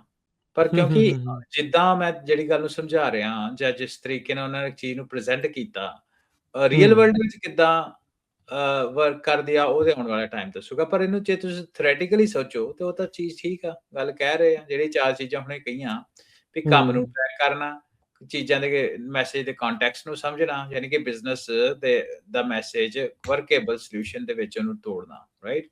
ਤੇ ਤੀਸਰੀ ਚੀਜ਼ ਹੈ ਡਿਪੈਂਡੈਂਸੀ, ਵੀ ਮੰਨ ਲਓ ਕੋਈ ਡਿਸੀਜਨ ਮੇਕ ਕਰਨਾ, ਵੀ ਮੈਨੂੰ ਕੋਈ ਸੌਫਟਵੇਅਰ ਚਾਹੀਦਾ, 5 ਦਿਨਾਂ 'ਚ ਡਿਵੈਲਪ ਹੋ ਸਕਦਾ, ਉਹਦੀ ਕੀ ਡਿਪੈਂਡੈਂਸੀ ਆ, ਹਨਾ। ਸੋ ਸਾਰੀਆਂ ਚੀਜ਼ਾਂ ਤੇ ਪ੍ਰੋਗਰੈਸ, ਕਿੰਨੀ ਪ੍ਰੋਗਰੈਸ ਹੋਈ ਆ, ਅੱਜ ਦੇ ਦਿਨ, ਕੱਲ ਦੇ ਦਿਨ, ਪਰਸੋਂ ਦੇ ਦਿਨ। ਸੋ ਇਹ ਜਿਹੜੀਆਂ ਸਾਰੀਆਂ ਚੀਜ਼ਾਂ ਵਾ, ਇਹ ਥਿਓਰੈਟੀਕਲੀ ਰਾਜਕਰਨ ਆਰਟੀਫਿਸ਼ੀਅਲ ਇੰਟੈਲੀਜੈਂਸ ਤਾਂ ਕਰ ਹੀ ਸਕਦਾ, ਹੈਨਾ। ਸੋ ਜਿਹੜਾ ਤੁਸੀਂ ਆਨਸਰ ਕਿਹਾ, ਉਹਦਾ ਆਨਸਰ ਹੈਗਾ ਹਾਂਜੀ, ਬਿਲਕੁਲ ਥਿਓਰੈਟੀਕਲ ਉਹ ਚੀਜ਼ ਕਰ ਸਕਦਾ। ਰੀਅਲ ਵਰਲਡ ਵਿੱਚ ਆਫ ਕੋਰਸ ਕੁਝ ਪ੍ਰੋਬਲਮਸ ਆਉਂਦੀਆਂ, ਉਹ ਜਦੋਂ ਆਉਣ ਵਾਲੇ ਟਾਈਮ ਦੇ ਵਿੱਚ ਦੇਖਾਂਗੇ, ਜਦੋਂ ਇਹ ਮਾਡਲ ਜਿਹੜਾ ਇੰਪਲੀਮੈਂਟ ਹੋਏਗਾ। ਸੋ ਬੇਸਿਕਲੀ ਜਿਹੜਾ ਬਲੌਕ ਆ ਨਾ, ਉਹ ਇਸ ਚੀਜ਼ ਨੂੰ ਲੈ ਕੇ ਕੰਪਨੀ ਵਰਲਡ ਮਾਡਲ ਦਾ ਉਹਨੇ ਨਾਂ ਦਿੱਤਾ। ਉਹ ਕਹਿੰਦਾ ਵੀ ਅਸੀਂ ਇੱਕ ਲਾਈਵ ਏਆਈ ਮਾਡਲ ਬਣਾ ਰਹੇ, ਸਾਰੀ ਦੀ ਸਾਰੀ ਕੰਪਨੀ ਦਾ। ਤੇ ਰਾਜਕਰਨ ਨੇ ਬਲੌਗ ਨੇ ਤੇ ਗੱਲ ਇਹ ਪਬਲਿਕਲੀ ਕਹੀ ਆ ਨਾ। ਤੁਸੀਂ ਪਿੱਛੇ ਜੇ ਨਿਊਜ਼ ਸੁਣੀ ਹੋਣੀ ਕਿ ਮਾਰਕ ਜ਼ਕਰਬਰਗ ਆਪਣਾ ਕਲੋਨ ਤਿਆਰ ਕਰ ਰਿਹਾ, ਫੇਸਬੁੱਕ ਵਾਲੇ, ਮੈਟਾ ਵਾਲੇ। ਵੀ ਮਾਰਕ ਜ਼ਕਰਬਰਗ ਜਿਹੜੀ ਕੰਪਨੀ ਆ, ਉਹ ਮਾਰਕ ਜ਼ਕਰਬਰਗ ਦਾ ਏਆਈ ਕਲੋਨ ਜਿਹੜਾ ਰਨ ਕਰੂਗਾ ਆਉਣ ਵਾਲੇ ਟਾਈਮ ਦੇ ਵਿੱਚ। ਏਦਾਂ ਗੱਲ ਕਹੀ ਜਾ ਸਕਦੀ, ਕਹਿ ਰਹੇ ਆ, ਹਨਾ। ਹੁਣ ਅਗੇਨ ਰੀਅਲ ਵਰਲਡ ਫਿਜ਼ੀਬਿਲਿਟੀ ਉਹਦੀ ਕੀ ਆਉਣ ਵਾਲੇ ਟਾਈਮ ਦੱਸੂਗਾ, ਇਹ ਸਮਾਂ ਦੱਸ ਸਕਦਾ। ਹਾਂਜੀ। ਸੋ ਜਿਹੜਾ ਇਹਨਾਂ ਦਾ ਕੰਪਨੀ ਵਰਲਡ ਮਾਡਲ ਹੈਗਾ ਬਲੌਕ ਦਾ, ਉਹਦੇ ਕੋਲ ਸਾਰੀ ਦੀ ਸਾਰੀ ਕੰਪਨੀ ਦੀ ਜਾਣਕਾਰੀ ਹੈਗੀ ਆ, ਵੀ ਕੰਪਨੀ ਕੀ ਬਣਾ ਰਹੀ ਆ, ਕਿਹੜੇ ਉਹਨਾਂ ਦੇ ਪ੍ਰੋਜੈਕਟਸ ਤੇ ਬਲੌਕਰ ਆ, ਰਿਸੋਰਸ ਐਲੋਕੇਸ਼ਨ ਕੀ ਹੈ, ਯਾਨੀ ਕਿ ਕਿਹੜੇ ਬੰਦੇ ਕਿਹੜੇ ਪ੍ਰੋਜੈਕਟ ਦੇ ਉੱਤੇ ਕੰਮ ਕਰ ਰਹੇ ਆ, ਕਿੰਨੇ ਸਮੇਂ ਲਈ ਕੰਮ ਕਰ ਰਹੇ ਆ, ਤੇ ਉਸ ਪ੍ਰੋਜੈਕਟ ਜਾਂ ਕੰਮ ਦੀ ਜਾਂ ਵਰਕਰਸ ਦੀ ਪਰਫਾਰਮੈਂਸ ਤੇ ਆਊਟਕਮਸ ਕੀ ਆ, ਠੀਕ ਹੈ। ਸੋ ਇਹੀ ਤਾਂ ਰਾਜਕਰਨ ਕੁਛ ਏਦਾਂ ਦੀ ਚੀਜ਼ਾਂ ਜਿਹੜੀਆਂ ਆਪਾਂ, ਕਿਉਂਕਿ ਮੈਂ ਮੈਨੇਜਮੈਂਟ ਦੇ ਵਿੱਚ ਕਾਫੀ ਸਮੇਂ ਤੋਂ, ਮੇਰਾ ਹਨਾ 12 ਸਾਲ ਹੋ ਗਏ ਮੈਨੂੰ ਮੈਨੇਜਮੈਂਟ ਦੇ ਵਿੱਚ, ਤੇ ਇਹੀ ਤਾਂ ਕਾਫੀ ਹੱਦ ਤੱਕ ਇਹ ਕੰਮ ਹੈਗੇ ਜਿਹੜੇ ਮੈਨੇਜਰਸ ਕਰਦੇ ਆ। ਕਰਦੇ ਸੋ ਹੈਗੇ। ਹਾਂਜੀ, ਤੇ ਇਹਦੇ ਵਿੱਚ ਪਰ ਜਿਹੜੀ ਚੀਜ਼ ਮਿਸਿੰਗ ਆ ਰਾਜਕਰਨ, ਉਹ ਮੈਂ ਇਹ ਵੀ ਦੱਸ ਦੇਣਾ ਕਿ ਇੱਕ ਹਿਊਮਨ ਟੱਚ ਹੁੰਦੀ ਹੈ ਚੀਜ਼ਾਂ ਨੂੰ ਅੰਡਰਸਟੈਂਡ ਕਰਨ ਦੀ, ਇਮੋਸ਼ਨਲ ਚੀਜ਼ ਹੋ ਜਾਂਦੀ ਕੋਈ ਚੀਜ਼ਾਂ ਨਾ। ਇਮੋਸ਼ਨਲ ਵੈਲਬੀਇੰਗ ਹੋ ਗਈ, ਸਾਰੀਆਂ ਚੀਜ਼ਾਂ ਉਹ ਇਹਦੇ ਸਾਰੇ ਪ੍ਰੋਸੈਸ ਦੇ ਵਿੱਚੋਂ ਮਿਸਿੰਗ ਆ। ਆਉਣ ਵਾਲੇ ਟਾਈਮ ਦੇ ਵਿੱਚ ਹੈ ਨਾ, ਇਹ ਬਰੂਟਲ ਵਰਕਫੋਰਸ ਜਿਹੜੀ ਆ, ਜਾਂ ਇਨਫਰਾਸਟ੍ਰਕਚਰ, ਉਹ ਇਮੋਸ਼ਨਲੈਸ ਇਨਫਰਾਸਟ੍ਰਕਚਰ ਜਿਹੜਾ ਉਹ ਆਉਣ ਵਾਲੇ ਟਾਈਮ ਦੇ ਵਿੱਚ ਬਣ ਰਿਹਾ। ਹੁਣ ਕਈ ਵਾਰ ਮੇਰੇ ਜਿਹੜੇ EMPLOYEE ਹੁੰਦੇ ਆ, ਉਹਨਾਂ ਨਾਲ ਕੋਈ ਗੱਲ ਮੇਰੇ ਘਰ ਵਿੱਚ ਆਹ ਚੱਲ ਰਿਹਾ ਜੀ, ਸਾਈਡ ਟਾਕ ਡਿਸਕਸ਼ਨ ਹੁੰਦੀ ਆ, ਤੇ ਆਪਾਂ ਕੋਈ ਬੰਦਾ ਸਟ੍ਰੈਸ ਫੀਲ ਕਰਨ ਡਿਆ ਹੁੰਦਾ, ਉਹਦੇ ਵਿੱਚ ਫਿਰ ਆਪਾਂ ਕਹਿ ਦਿੱਤਾ ਵੀ ਚੱਲ ਭਈ ਆ ਚੱਲੀਏ, ਕੋਈ ਗੱਲਬਾਤ ਕਰੀਏ, ਜਾਂ ਆਪਾਂ ਲੰਚ ਤੇ ਚਲੇ ਜਾਂਦੇ ਹਾਂ, ਜਾਂ ਆਪਣੇ ਘਰ ਦੀ ਕੋਈ ਗੱਲ ਸ਼ੇਅਰ ਕਰ ਲਓ, ਜਾਂ ਆਪਣੀ ਐਕਸਪੀਰੀਅੰਸ ਸ਼ੇਅਰ ਕਰ ਦਿਓ। ਉਹ EMPLOYEE ਦੀ ਜਿਹੜੀ ਸੈਟਿਸਫੈਕਸ਼ਨ ਹੁੰਦੀ ਆ, ਉਹਨੂੰ ਬਹੁਤ ਵਧੀਆ ਤਰੀਕੇ ਦੇ ਨਾਲ ਹੈਂਡਲ ਕਰਦੇ ਆ। ਤੇ ਪਰ ਚਲੋ ਐਨੀਵੇਜ਼ ਉਹ ਗੱਲਾਂ ਬਾਅਦ ਦੀਆਂ, ਇਹ ਤਾਂ ਥਿਓਰੈਟੀਕਲ ਜਿਹੜੀਆਂ ਗੱਲਾਂ ਬਾਤਾਂ ਉਹ ਹੈਗੀਆਂ, ਜਿਹੜੀਆਂ ਥਿਓਰੈਟੀਕਲ ਔਨ ਥਿਓਰੀ ਵਧੀਆ ਲੱਗਦੀਆਂ, ਤੇ ਉਹ ਕੰਪਨੀ ਵਰਲਡ ਮਾਡਲ ਬਿਲਡ ਵੀ ਕਰ ਰਹੇ ਆ। ਆਉਣ ਵਾਲੇ ਟਾਈਮ ਦੇ ਵਿੱਚ ਵੇਖਦੇ ਇਹਦਾ ਕੀ ਬਣਦਾ। ਹੁਣ ਕਿਉਂਕਿ ਹੁਣ ਆਪਾਂ ਰਾਜਕਰਨ ਇਹਨੂੰ ਅਨੇਬਲ ਕੌਣ ਕਰ ਰਿਹਾ, ਹਨਾ, ਉਹ ਵੀ ਚੀਜ਼ ਆਪਾਂ ਦੇ ਸੋਚਣ ਵਾਲੀ ਆ। ਅਨੇਬਲ ਇਹ ਆ ਕਿ ਕਿਉਂਕਿ ਜੇ ਕਿ ਆਪਾਂ ਪਿਛਲੇ ਤਕਰੀਬਨ 25-30 ਸਾਲ ਤੋਂ ਦੇਖ ਰਹੇ ਹਾਂ ਕਿ ਹਰ ਇੱਕ ਚੀਜ਼ ਜਿਹੜੀ ਆ ਡਿਜੀਟਲ ਆ। ਹਾਂਜੀ, ਹਾਂ। ਹੈਨਾ, ਕਿਉਂਕਿ ਹਰ ਇੱਕ ਚੀਜ਼ ਤੁਸੀਂ ਕੰਮ ਕਰਨਾ, ਤੁਸੀਂ ਈਮੇਲ ਭੇਜਣੀ, ਤੁਸੀਂ ਡਿਜ਼ਾਈਨ ਦੇਖਣੇ, ਤੁਸੀਂ ਕੋਡਿੰਗ ਕਰਨੀ, ਕੋਈ ਡਿਸੀਜਨ ਮੇਕਿੰਗ ਆ, ਉਹ ਸਾਰੀ ਡਿਜੀਟਲ ਆ, ਕੰਪਿਊਟਰ ਦੇ ਉੱਪਰ ਆ। ਤੇ ਆਰਟੀਫਿਸ਼ੀਅਲ ਇੰਟੈਲੀਜੈਂਸ ਨੂੰ ਵਰਕ ਕਰਨ ਦੇ ਲਈ ਡਿਜੀਟਲ ਇਨਫੋਰਮੇਸ਼ਨ ਚਾਹੀਦੀ ਆ, ਤੇ ਉਹ ਲਗਾਤਾਰ ਜਿਹੜੀ ਇਨਫੋਰਮੇਸ਼ਨ ਨੂੰ ਇੰਜੈਸਟ ਕਰੀ ਜਾਂਦੀ ਆ, ਤੇ ਉਹਨੂੰ ਕੰਪਲੀਟ ਆਪਰੇਸ਼ਨਲ ਪਿਕਚਰ ਉਹਦੇ ਸਾਹਮਣੇ ਆ। ਤੇ ਹੁਣ ਇਹਦੇ ਵਿੱਚ ਗੱਲ ਇਹ ਆ ਵੀ ਹਿਊਮਨਸ ਫਿਰ ਜੇ ਮੈਨੇਜਮੈਂਟ ਦੇ ਵਿੱਚ ਨਹੀਂ ਰਹਿਣਗੇ, ਤੇ ਹਿਊਮਨਸ ਕਿੱਥੇ ਰਹਿਣਗੇ ਕਿੱਥੇ, ਹੈਨਾ। ਉਹ ਵੀ ਉਹਨਾਂ ਦਾ ਆਈਡੀਆ ਹੈਗਾ ਕਿ ਜਿਹੜਾ ਮੇਨ ਕੋਰ ਹੈਗਾ ਕੰਪਨੀ ਦਾ, ਉਹ ਆਰਟੀਫਿਸ਼ੀਅਲ ਇੰਟੈਲੀਜੈਂਸ ਬੇਸ ਹੋਵੇ, ਤੇ ਜਿਹੜੇ ਲੋਕ ਆ ਉਹਨਾਂ ਦੀ ਫੋਕਸ ਹੋਏਗੀ ਕ੍ਰੀਏਟੀਵਿਟੀ, ਜੱਜਮੈਂਟ, ਯਾਨੀ ਕਿ ਜਿਹੜਾ ਹਿਊਮਨ ਇਨ ਦ ਲੂਪ ਆਈਡੀਆ ਹੁੰਦਾ ਨਾ, ਜੱਜਮੈਂਟ ਦੇ ਉੱਤੇ, ਤੇ ਜਿਹੜੇ ਹਾਈ ਸਟੇਕ ਡਿਸੀਜਨ ਹੋਣਗੇ ਵੀ ਹਾਂ ਫਾਈਨਲ ਗੋ ਕਰਨੀ ਕਿ ਨਹੀਂ ਕਰਨੀ। ਤੇ ਉੱਥੇ ਜਿਹੜੇ ਹਿਊਮਨਸ ਆ, ਉਹਨੂੰ ਕਹਿੰਦੇ humans will be move to edges. Centre and middle and centre ਵਿੱਚ ਨਹੀਂ ਹੋਣਗੇ, ਐਜਸ ਉੱਤੇ ਹੋਣਗੇ। ਤੇ ਜਿਹੜੀ ਆਰਟੀਫਿਸ਼ੀਅਲ ਸਾਰੀਆਂ ਹਰਵਿੰਦਰ ਇਹੀ ਸ਼ੋਅ ਕਰੀ ਜਾ ਰਹੀਆਂ, ਪਹਿਲੋਂ ਲੋਅਰ ਲੈਵਲ, ਫਿਰ ਹੁਣ ਮਿਡਲ ਲੈਵਲ, ਵੀ ਸਾਰੇ ਪਾਸੇ ਜੇ AI ਹੋਗੀ ਤਾਂ ਲੋਕਾਂ ਨੇ ਕੀ ਕਰਨਾ ਹੈ। ਮਤਲਬ ਇਹ ਤਾਂ ਬਹੁਤ ਵੱਡੀ ਜਿਹੜੀ ਡਿਸਟਰਪਸ਼ਨ ਆ। ਮਤਲਬ ਆਪਾਂ ਗੱਲ ਤਾਂ ਚਲੋ ਇਹ ਕਰ ਰਹੇ ਆ, ਪਰ ਇਹ ਮਾਡਲ ਦੇ ਨਾਲ ਦੁਨੀਆ ਚੱਲੂਗੀ ਕਿੱਦਾਂ, ਜਦੋਂ ਸਾਰੇ ਪਾਸੇ ਇਹੀ ਚਰਚਾ ਵੀ ਆਹ ਵੀ ਜੌਬ ਚਲੇ ਜਾਣੀ, ਉਹ ਵੀ ਜੌਬ ਚਲੇ ਜਾਣੀ। ਮਤਲਬ ਵਾਕਿਆ ਹੀ ਇਦਾਂ ਹੀ ਜਿਹੜਾ ਉਹ ਹੋ ਜਾਊਗਾ, ਤੇ ਮਤਲਬ ਦੁਨੀਆ 'ਚ ਫਿਰ ਹਾਹਾਕਾਰ ਮਚਣ ਵਾਲੀ ਗੱਲ ਬਣਨੀ। ਰਾਜਕਰਨ, ਇਹ ਤਾਂ ਆਉਣ ਵਾਲਾ ਟਾਈਮ ਹੀ ਦੱਸੂਗਾ, ਇਹਦੇ ਬਾਰੇ ਕੁਛ ਨਹੀਂ ਕਹਿ ਸਕਦੇ। ਮੈਂ ਇਸ ਲਈ ਕਹਿਣਾ ਵੀ ਕੁਛ ਨਹੀਂ ਕਹਿ ਸਕਦੇ, ਕਿਉਂਕਿ ਸ਼ਿਫਟ ਤਾਂ ਆਈਆਂ ਹੀ ਆ ਨਾ ਆਪਣੇ ਪਿਛਲੇ ਸਮੇਂ ਦੇ ਵਿੱਚ। ਜਦੋਂ ਹੱਥੀਂ ਕੰਮ ਕਰਨ ਤੋਂ ਮਸ਼ੀਨੀ ਕੰਮ ਹੋ ਗਿਆ, ਤੇ ਜਿਹੜੇ ਹੱਥੀਂ ਕੰਮ ਜਿਹੜੇ ਲੋਕੀ ਕਰਦੇ ਸੀ, ਉਹ ਮਸ਼ੀਨਾਂ ਉੱਤੇ ਚਲੇ ਗਏ। ਪਰ ਉਹਦੇ ਨਾਲ ਖਪਤਕਾਰੀ ਵੀ ਬਹੁਤ ਵਧੀ ਆ, ਜਿਹਦੇ ਕਰਕੇ ਜਿਹੜਾ ਮਸ਼ੀਨਾਂ ਵਾਲਾ ਕੰਮ ਆ ਅੱਜ ਦੇ ਟਾਈਮ ਵਿੱਚ, ਉਹ ਵੀ ਘੱਟ ਪੈ ਰਿਹਾ। ਕਿਉਂਕਿ ਇਹਦੀ ਖਪਤ ਪੁਰਾਣੇ ਸਮੇਂ ਦੇ ਵਿੱਚ, ਜਾਂ ਅੱਜ ਤੋਂ 100 ਸਾਲ ਪਹਿਲਾਂ, ਜਾਂ ਆਪਣੇ 100 ਸਾਲ ਵੀ ਛੱਡੋ, ਆਪਣੇ ਤੁਸੀਂ ਦਾਦੇ ਪੜਦਾਦਿਆਂ ਦੇ ਟਾਈਮ ਦੇ ਉੱਤੇ ਲਾ ਲਓ, ਜਾਂ 30-40 ਸਾਲ ਪਿੱਛੇ ਚੱਲ ਜਾਓ, ਆਪਣੀ ਉਮਰ ਜਿੰਨਾ ਹੀ ਕੰਜ਼ਿਊਮ ਕਰਦੇ ਸੀ ਅਸੀਂ, ਉਹਦੇ ਨਾਲੋਂ ਅੱਜ ਦੇ ਸਮੇਂ 'ਚ ਕਿੰਨਾ ਵੱਧ ਕੰਜ਼ਿਊਮ ਕਰਦੇ ਆ। ਚਲੋ ਆਪਣੀ ਦਾਦਿਆਂ ਵਾਲੀ ਜਾਂ ਨਾਨਾ ਨਾਨੀ ਵਾਲੀ ਜਾਂ ਦਾਦੇ ਦਾਦੀਆਂ ਵਾਲੀ ਜ਼ਿੰਦਗੀ ਨੂੰ ਹੀ ਛੱਡ ਦਿਓ, ਅਸੀਂ ਆਪਣੀ ਤੇ ਆਪਣੇ ਬੱਚਿਆਂ ਦੀ ਜ਼ਿੰਦਗੀ ਵਿੱਚ ਹੀ ਦੇਖ ਲਈਏ ਕਿ ਖਿਡੌਣਿਆਂ ਦੀ ਗਿਣਤੀ ਤੋਂ ਸ਼ੁਰੂ ਕਰ ਲੈਂਦੇ ਕਿ ਕਿੰਨੀ ਗਿਣਤੀ 'ਚ ਖਿਡੌਣੇ ਸਾਡੇ ਕੋਲ ਹੁੰਦੇ ਸੀ, ਤੇ ਅੱਗੇ ਗਾਂ ਬੱਚਿਆਂ ਦੇ ਵਾਸਤੇ ਕਿੰਨੀ ਗਿਣਤੀ ਦੇ ਵਿੱਚ ਅਵੇਲੇਬਲ ਆ। ਖਪਤਕਾਰੀ ਬਹੁਤ ਵਧੀਆ ਨਾ, ਠੀਕ ਆ। ਜੇ ਮਟੀਰੀਅਲ ਵਧਿਆ ਵਾ, ਤੇ ਉਹਦੀ ਖਪਤਕਾਰੀ ਵੀ ਵਧੀਆ, ਤੇ ਅੱਜ ਕੱਲ੍ਹ ਇੰਨੀਆਂ ਵਾ ਇਹ ਦੇਖ ਰਹੇ ਆ ਵੀ ਮਸ਼ੀਨਾਂ ਇੰਨੀਆਂ ਹੋਣ ਦੇ ਬਾਵਜੂਦ ਫਿਰ ਵੀ ਲਗਾਤਾਰ ਜਿਹੜੀ ਖਪਤ ਆ ਤੇ ਪ੍ਰੋਡਕਸ਼ਨ ਆ ਵੱਧ ਰਹੀ ਹੈ ਦਿਨੋਂ ਦਿਨ। ਜੀ ਹਰਵਿੰਦਰ, ਹਾਂਜੀ ਜੀ ਹਾਂਜੀ, ਆਪਾਂ ਇੱਕ ਬ੍ਰੇਕ ਲੈ ਲੈਂਦੇ ਹਾਂ, ਤੇ ਬ੍ਰੇਕ ਤੋਂ ਬਾਅਦ ਦੇ ਵਿੱਚ ਫਿਰ ਆਪਾਂ ਮੁੜਦੇ ਹਾਂ, ਤੇ ਗੱਲਬਾਤ ਨੂੰ ਆਪਾਂ ਇੱਥੇ ਜਾਰੀ ਰੱਖਾਂਗੇ।